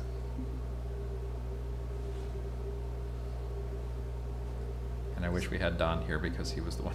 Yeah, so the other one isn't populating out the total cost. I mean, it may Correct, be but closer to the their- 14,000. their And cost this per is- hour are This pretty- is obviously the worst case scenario. It could be less, or is it they're just flat rate and they just, Well, he says on the 7,500 on the intro page, is that Right. not? Yeah, in the first page, yeah, for the lump sum of 7,500. That's just for the Dana Gray bathroom. yeah, it's crazy. The other one's double, so is it? So is Ulm not doing the It's doing Dana Gray bathroom? Dana Gray and middle school. I am, Oh, to be perfectly honest, I am not entirely certain on this because I was expecting more in our, part of our presentation for the guaranteed minimum price that we were expecting tonight. So at this point, I might suggest that we table this until I can ask some more questions. Because I don't like the yeah. difference. Because right Or now, double line up, it looks I like. wouldn't feel comfortable making a recommendation based off the information that we have provided, so I apologize. And we're okay on time? We are. The reason we would have needed this is if we had the GMP in place to move forward. Over break or something? We don't have that with this one, so we'll bring hopefully all of that back in our January meeting, along with a little bit more detail about what we're actually asking. Yeah, because it seems like one is doing both and one's just doing one. Right. So we're not gonna pay double. We are not. One. So I will get more information and bring that back to you, so I apologize if that wasn't as clear. So everyone's okay tabling this till January? Yes. Okay, great. 13.5 substitute teacher pay increase. Okay, so as I reached out to you a couple of weeks ago, our substitute teacher pay is really lagging behind some of our other districts in the county. We currently pay $175 per day, and this is generally lower, certainly than Mendocino, who would probably be our closest competitor for folks. They pay $185, I believe, right now. And you have some of the other districts, so Ukiah pays $200 per day. Willits is at like $190, I believe. So I'm asking that we raise our rate to $200 per day. The rationale behind this is we really are not able to move forward with some of the professional development opportunities. Our principals are spending days every week in classrooms to cover as substitute teachers. I don't know that a pay increase will solve all of these problems, but it will certainly make it more attractive for folks to come in and be our daily subs. It does have a cost to the district of about $77,000 annually. And I realize after hearing what you've just heard in our first interim that may be hard, but I think that it's really hard for us to address some of those other pieces that you saw earlier in the academic presentations if I can't consistently count on subs to be there for us to pull teachers and provide some of that targeted professional development and that support as we're moving forward. So a question I have about this, and I'm probably confused here, but in reading the teacher agreement, it says that they get paid minus whatever a sub fee is? If they're out for an extended leave, yes. Yeah, leave. That's just extended leave? Not Yeah. just for. So some of this cost won't be offset at all with any of that? Okay. No, not necessarily.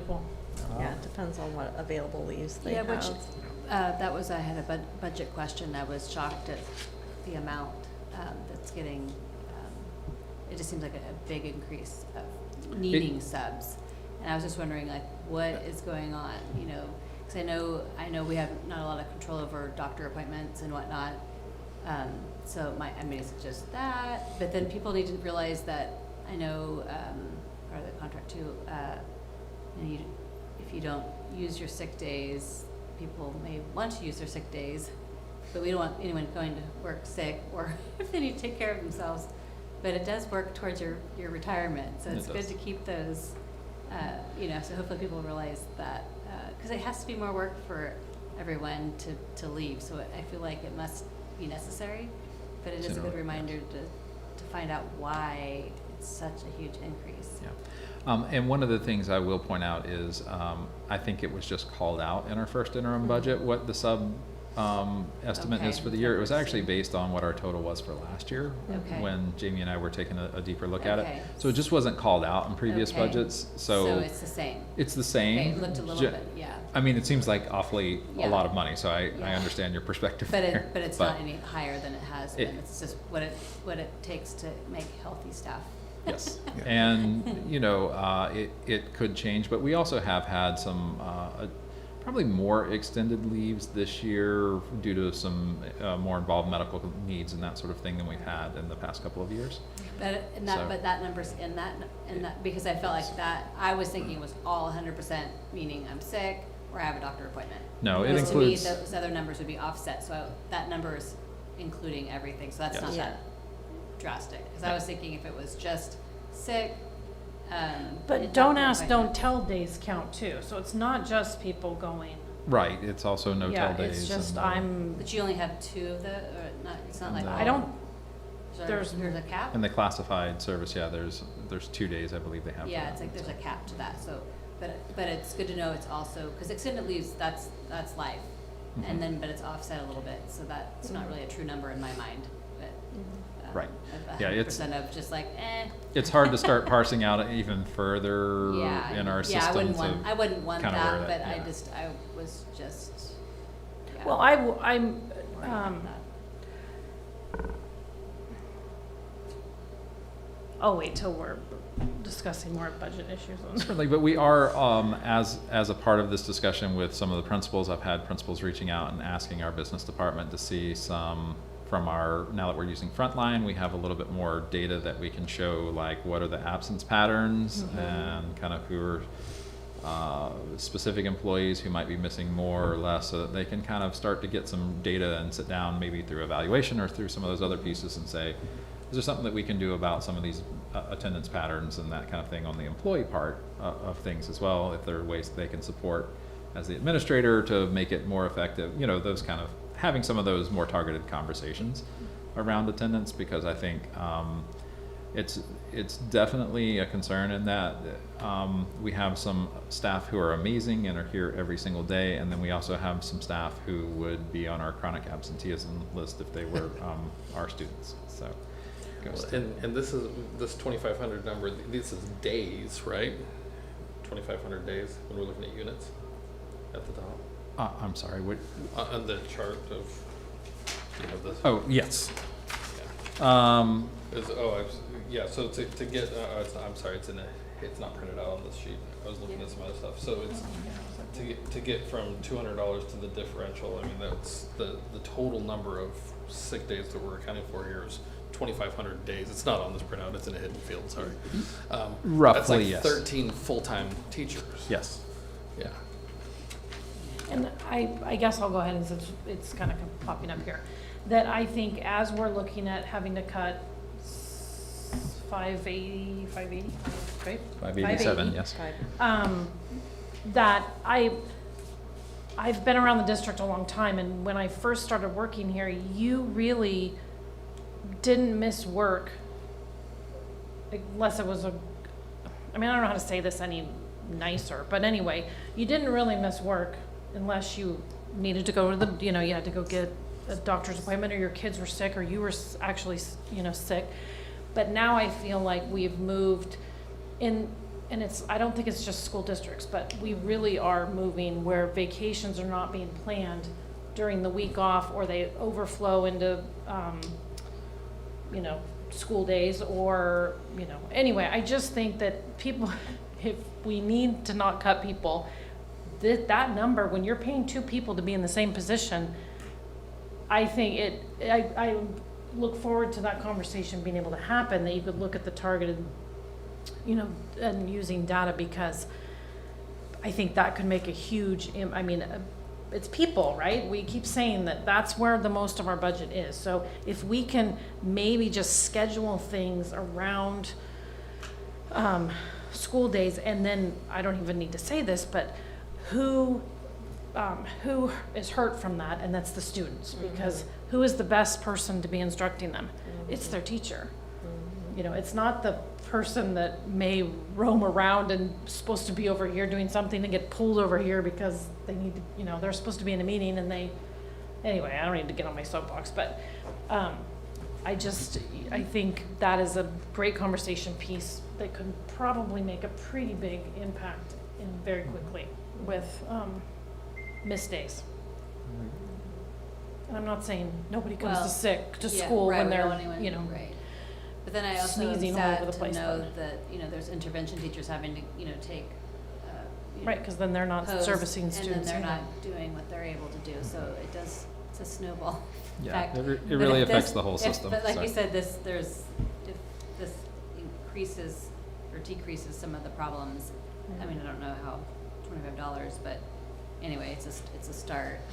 Yeah, but times 5 days, there are enough sub days that a person could work full-time doing this. Yes. And not have the grading and Teacher. the good subs are booked out long in advance, so you find. could, I think you multiply times 5 days, it adds up.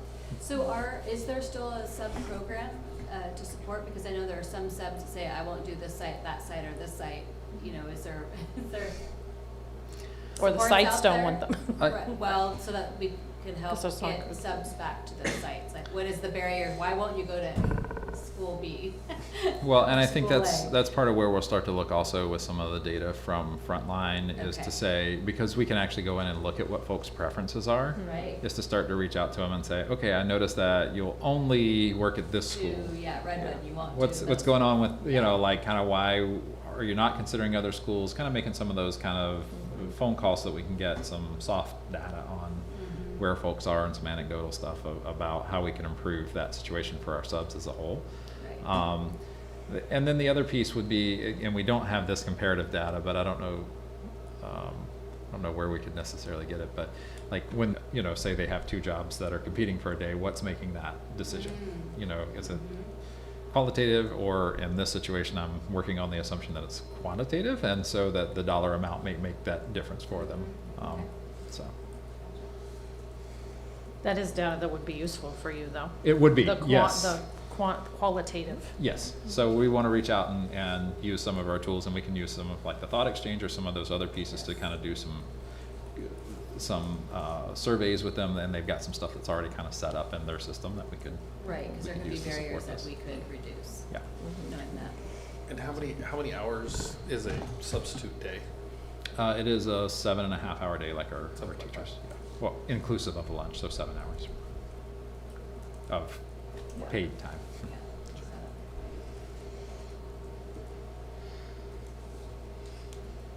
Any other questions?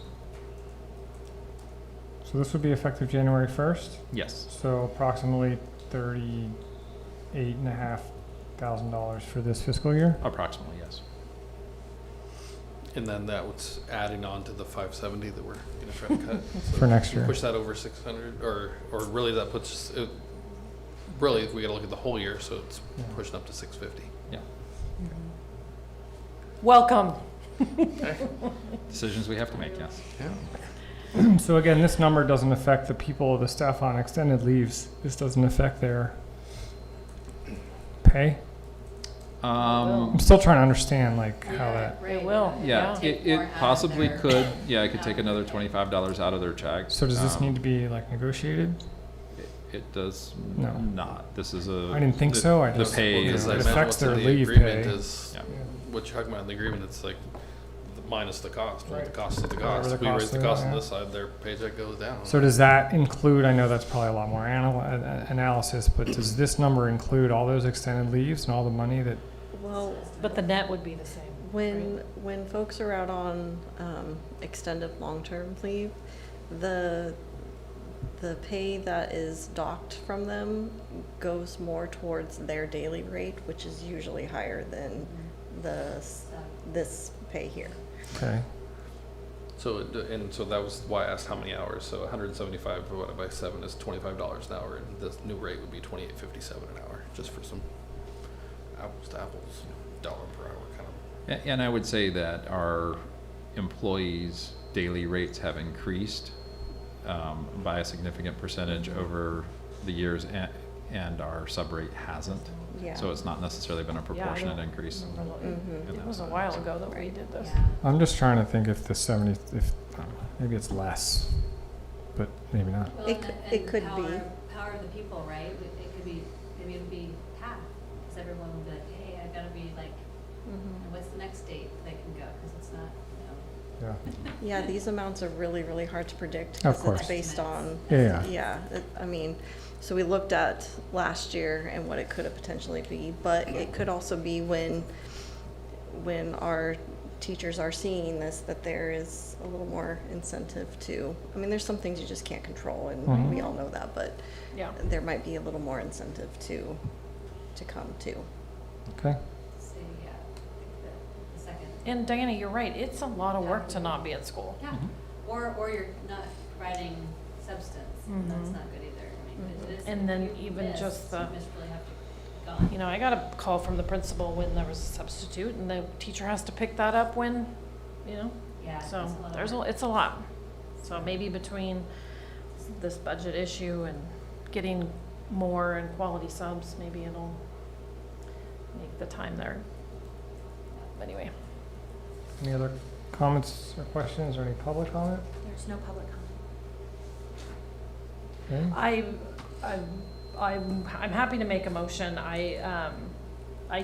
It sounds weird, but I just want to say with comment that, I don't support us spending more money. As you guys know, I'm pretty conservative when it comes to that, but I feel like if it's a necessarily evil at this point that we've been really trying to get wages up. We want quality people. We want the PD to happen. There's no other time to do it. So, so I will make a motion to number 13.5, increase the substitute pay to $200 a day. And I'll second. All right. Roll call, please. Trustee Statham? Yes. Trustee Paoli? Yes. Trustee Schneider? Yes. Trustee Oxty? Yes. And Trustee Babcock? Yes. The motion carries. So hopefully we won't have two subs, like teacher pulled to do subbing, so we'll have an actual sub. So hope prevent two teachers leaving. Okay, is everyone okay to keep going? Just drive through this stuff? If the board It's 9 wouldn't o'clock. mind, can we take just a 5-minute break? Sure.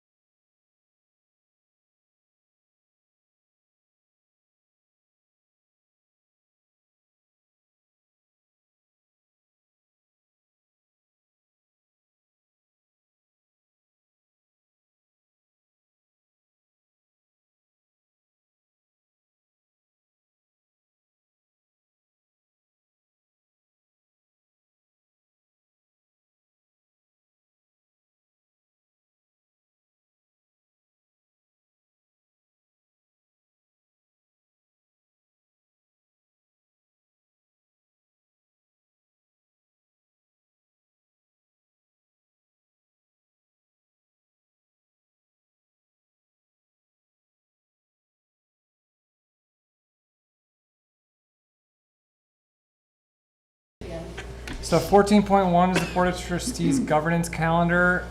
This item and actually the next item are more for informational. It's more to bring attention to the calendar and the handbook so that as we go on to advanced planning later on in the meeting, we can, we usually talk about these during our January workshop. So happy to just answer any questions or discuss anything at the moment, but it's really just informational at this point. The governance calendar is new. It's recently approved a few months ago. So as we find things that may be missing or are not relevant, it's a calendar based on CSBA. Yes. Right. So is there any discussion on the governance calendar at the moment? So I think we have, the advocacy would be the, in March, the legislation action week. Okay. Is that on the calendar? I don't see it. Maybe we can add that. It's the fourth page, so under in March. And I guess really, when we do go to the annual education, that's also the AEC conference. Yeah, That's- usually in December. That's advocacy. Yeah. Okay. Great. So as you know, we can always bring this up, and again, we'll go over it in more detail at the workshop, but as things come up or you want to add things or anything, you can always do that. Anything else? 14.2, Board of Trustees Governance Handbook. We again review this every year. Some years get more edits than others. I think we did a pretty deep dive last year, 2 years ago? 2 years ago. A lot of cleanup language, trying to be more succinct throughout the I document. think it should be a 14-page document, now it's Yeah. 10, so getting there. Yes, so, yeah, it used to be a lot longer. So again, we'll go through this in more detail at our workshop, but if there's anything you want to talk about now? I think what we really added a couple years ago was just that first, so like if you wanted to just read the Reader Digest of what your obligations are in your role, your new role, page 3 and I guess 4 is about kind of like what you're responsible for throughout the year, and then it's much more in depth the rest of the document. So if you just wanted to review anything, it's 2 and 3, or 3. I'm sorry, 3 and 4. Thank you. Anything else? All right, moving on to 14.3, Board of Trustees Training. I don't know, do you want to, you can. I can do a little preface here if you would like. Sure. So we have pulled some of the CSBA, which is California School Boards Association, and the SSDA, which is the Small School Districts Association. We pulled their 2 different training series that are coming up. What I will say about the CSBA is that they have a Brown Act training. I was looking at the cost, and it may make more sense if we wanted to do a Brown Act training reminder for our whole board to just get an hour of time with our legal team, build that relationship a little bit, because I think it's about $300 a member. And I said, well, it's only $375 for an hour of our legal time. So I would kind of rather you have access to that and that you can ask other questions as they come up. So if you're okay with that, I can reach out once we set maybe a date for either our governance workshop, or if we want to put it on a separate date, that we could certainly do that. I don't think it'll take much more than an hour, just because there's a lot of good basic information out there already. And I think that we've already reviewed some of those, but just kind of some of the nuances and that kind of thing, specifically for school board members. And then we also put in some information about masters in governance. And for our new board members, the Masters in Governance is a 5-part series that's pretty intensive. It's 5 parts, right? Over 35 hours. 35 plus hours. Plus homework. Yes. And homework involved. There's also, if it's done virtually versus in person, though oftentimes the in-person aren't really close enough to make it worth your time and effort, the content that you're getting is really not any different than what you get on the virtual. The only difference in the in-person is that you actually get to be in the room with other board members and superintendents, and so you might get into a small group breakout that has some connections. They still do some of the breakouts on the virtual as well. So we can talk about kind of what that would look like moving forward. I just wanted to put this out there for your consideration, and then we can talk a little bit more in the governance workshop. I think honestly the Brown Act is usually kind of the first basic, really important piece that we need to get under our belts, so I'll go ahead and reach out to our legal about how we can get that scheduled, and we can go from there. But take a look on some of the others. If you are interested in the SSDA, there is no cost, so if you want to register and attend what you can, and if you can attend the others, that's fine. They do have, let me see if I can find the date here. The first session's tomorrow. Yeah. The I first know, session I was is gonna- tomorrow, yeah. So there's that. But it's kind of, that's an overview of the state, and it's also with Jack O'Connell, which I've been on things with him, and he talks a lot. I wonder if they're like the CSBA where they'd be taped though. 'Cause like And they very well could, tomorrow. so that's what I was Ooh, thinking. yeah. They So then they we should take let them most free. of what. Maybe if you get half of it, you're getting something. Yes. As long as they don't kick you out. That's awesome. And I didn't realize the- there was no cost. The It's all about free stuff. session 2 on January 16th has Davis Campbell, so he's the one that wrote the governance core that we've all read through, and so I have a copy of that for both of you as well. I haven't got to yet, but so you know, just they are bringing high quality folks. It's free. I think they're hoping that it'll spur board members to want to come to their annual conference. You know, if we want to entertain that at that point, if that's something you're interested in, that's okay. But even if not, It's not the April 6th. that's Yeah. the April 6th one, yeah. So I did notice that was in person. So do you have any experience with this association? With to know- SSDA, yes, I stay connected with them, and I'm looking at the presenters that they have. They're all high quality folks that I've heard in other places talking about the topics. So, and honestly, Namita Brown is with F3, the legal firm that we work with, and she would probably be the person I would imagine doing the Brown Act training for us as well. She's certainly qualified, and Barrett Snyder with Capital Advisors is very involved in the political scene and advocates on the part of the Small School District Association and our small school districts quite frequently. So I think they're very high quality presenters. I'm pretty excited about it. I'll probably sign up. I don't know that I'll be able to attend, probably not tomorrow night, but certainly through some of the other presentations that they have. So. Renee, can you put these dates on the board calendar? The SSDA SSDA, ones? yeah. Yes. Thank you. And since we're talking, there's something that got, for the, never mind, it's tomorrow. I can't get that. There was 2 dates for tomorrow's meeting and, Oh, yeah, those are gone. no, there's one still there. For tomorrow? It's fine, it's tomorrow. Once it goes past, then it won't bug me, but. Okay, yeah, I was gonna say, I don't see it at all on, and I usually get like the triplicate across too. So. Okay, so we're gonna schedule Brown Act for everybody. Yes. And CSBA does a new board member training. The one day, which is one is day? pretty good. Yeah. I don't know when or where that is.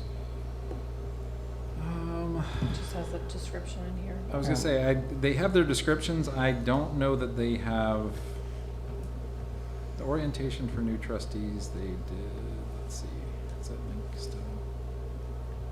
So I have a virtual one on January 22nd, or Which is all day, 8:30 to February 5. 13th. Yeah, it's a full day. So I think all new board members are encouraged to try and attend virtually at least. the next in-person one is West Sacramento in March, Yes. looks like. Bless you. So, and we have budget for these trainings for the new board members? Yes, we have some set aside for, I mean, pretty much carried over what we had last year, so we have some money from. Okay. Because it's not nearly as expensive as going to AEC, so. Okay. So between that, yeah. I think that's a good place to start. Yeah, I think that's definitely a good recommendation. So if you want to, Sage and Luz, if you want to communicate with me or Renee, or me and Renee, we'll get you set up for whichever one makes the most sense. It is an all-day commitment Yes. It is. during the week, So, so I know that may be hard. I would also say, I don't want to jump the gun here at all, but next December, 3rd through the 5th, I saw, yes. whenever the annual conference is in Northern California, the board tries to attend. Is So it Sacramento or San Francisco? Sacramento, Sacramento? December 3rd through the 5th. So if you could mark your calendars, just kind of pencil that in.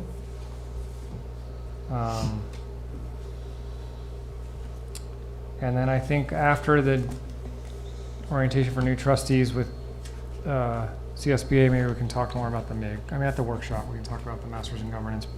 It's a intensive 5-part, 10-day, So it's a big, it's a big commitment. 5. Well, 2 days, yeah. 5-part, yeah, each part's 2 half-days, I think. Yeah. So, I think it usually takes a year, a year or two to get it all done with calendars and stuff. Any other thing for trainings? no, we'll make sure to keep our eyes out. I know the county office is also looking at trying to host some trainings locally. So I'll keep you in the loop if those come up, because the advantage there is that we could potentially connect with other board members within the county. So you build some of those connections, and maybe somebody you can call and say, hey, tell me a little bit more about how your board's handling X, Y, or Z. Because that's sometimes hard to do internally because of the Brown Act. So it's nice to have those Right. colleagues. So more to come on that as they get those things scheduled. Okay. So moving on to 15.1, board reports. This is just an opportunity for the board to give reports on their activities or anything they really feel like they want to report to other board members. Anybody want to start? Well, I can start because I just became a board member about 3 hours ago, so I don't have anything to report. All right.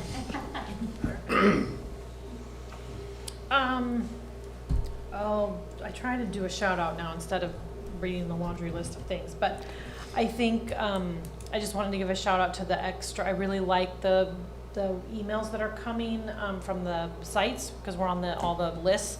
I love the newsletters. Yeah.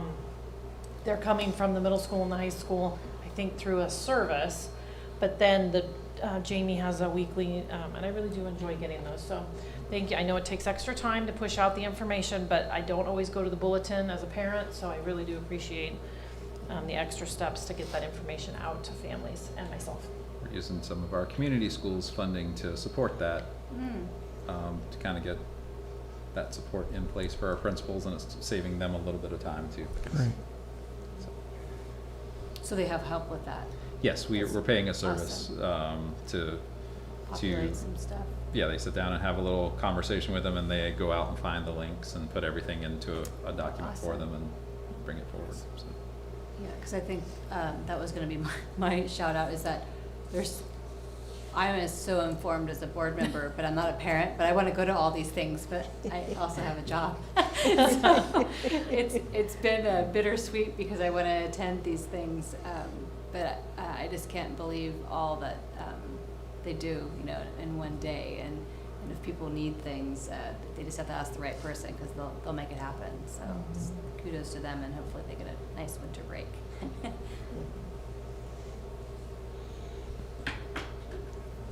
Okay, anything else? I don't really have anything to report except for the feedback I got on the communication with the tsunami stuff. Okay, so moving on to advanced planning, so suggestions for future board meetings. We do have a meeting on January 9th and a workshop on the 11th with Nicole and her team, and that's in the morning, I presume? Yes, we'll do 9 to 9 noon. to 12 Okay. is the plan there. And then we have to plan a workshop.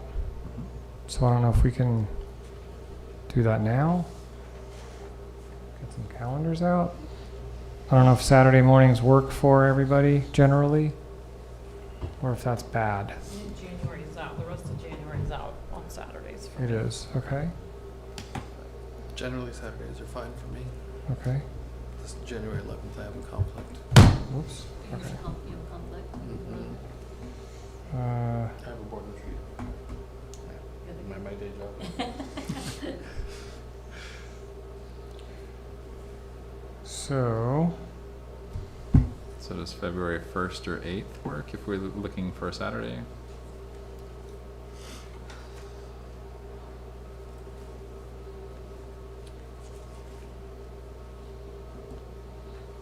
I could possibly do the 8th, not the 1st. Yeah, I'm out the first, too. But, And the 15th is a holiday weekend. We can also look during the week if Saturdays aren't, are you out for a couple weeks in January or just weekends? weekends. So maybe we should look at, so our board meeting's on the 9th. What about Thursday, January 23rd in the evening? Just throwing a day out there. Start at 5. That Go- would be better for me than, Yeah, it's just because the weekends I don't have something with my kids, then I need to work. Right, Because it's yeah. my job. it's coming. That's my, Yeah, it's coming. yeah. Sorry, I'm Um, some So couple months. Thursday, we can start at nonsense. 5, January 23rd. Schedule 3 hours. We'll bring in dinner. Yeah, we'll bring dinner in and make sure you're, Does does it that work? work for everybody? So about the workshop is, it's, we go over the governance handbook, we go over the governance calendar a little bit. It's really just a chance for us to talk about procedure. Yeah. You know, I'd like to make sure the LCAP thing that, as a board, we talked about, maybe we can do a little bit of that. See where we are with our own LCAP goals for the year and maybe where we want to go moving forward. And if there are any other topics that you I want have to. 3 things, but Okay, great. This is kind of the time for us. It's a noticed meeting. Sometimes people come. This time we don't really have an audience. It'll be in here. or the Redwood Conference Room. No, I'm just kidding. Yeah, actually, yeah, that could be fun. Yeah. Go to Redwood in the new room. It's not filmed generally. Special meetings None are of the not. Special meetings. Yep. So just so you know. Okay, so we'll plan on January 23rd at 5 o'clock. Any other future meetings at the moment we need to schedule, Joe, that you know of? Well, Not that- there's some listed on the agenda, so if we could get those, I mean, not tonight, because we're at 9:30, but, on the paper that we handed out, this, so we've got, Oh, some of the yeah, if we could additional just ones? keep like the January, well, we just made a January one, I don't know if we want a 4th meeting in January, but, Well, and I just think because I it gotta would- mark off at work. Oh, right. Yeah, I think it would be a good discussion to save maybe those meetings for our 23rd to see. These were, we did at some point talk about adding an additional special meeting through some months. Oh, right. So Just to maybe keep that's something we want conversations going. to revisit, or see if we want to incorporate that into our meetings in a different way. So, I think for special, yeah, because we did talk about at one point, the board doing a special meeting every month and just Mhm. digging a deeper dive into certain areas and certain topics. But I think January, you know, our governance would probably make sense, and we can move some of these topics to later in the year. Yep. Um, Again, I think I'd like to move the LCAP up from Mhm. February to January if that's okay. shouldn't be a problem. I also know, and I don't know if this is not January's not the time, we did have a workshop with some of the admin team, which we thought was really great to have time to connect with them. But okay. So we got the 9th, the 11th, and the 23rd for January. we want to go any deeper, further at this time? I think we'll use the 23rd as a, Okay, to guide where we go from there. great. Okay, so moving on, housekeeping. Generally, we just put in all the dates between now and the next regular meeting of anything happening, because it's a break, there's not really much there. If you are, now that you've been assigned to a site as the liaison, like if you're with the middle school, there's a parents club meeting, if you can attend, great, Dana Gray Site Council meeting. You know, these are all the meetings that we, as liaisons, we try and attend. So, and we already had the Three Rivers meeting already happened, right? Mhm. Last week. So, okay. Anything else before we? Just remember the CTE holiday sale on Saturday at Piaggi. Woo! So, have all sorts of good stuff out there. And good pizza. Yep. All right, I'll entertain a motion to adjourn. I move to adjourn at 9:34. Is there a second? Absolutely second. All right. Thank you very much.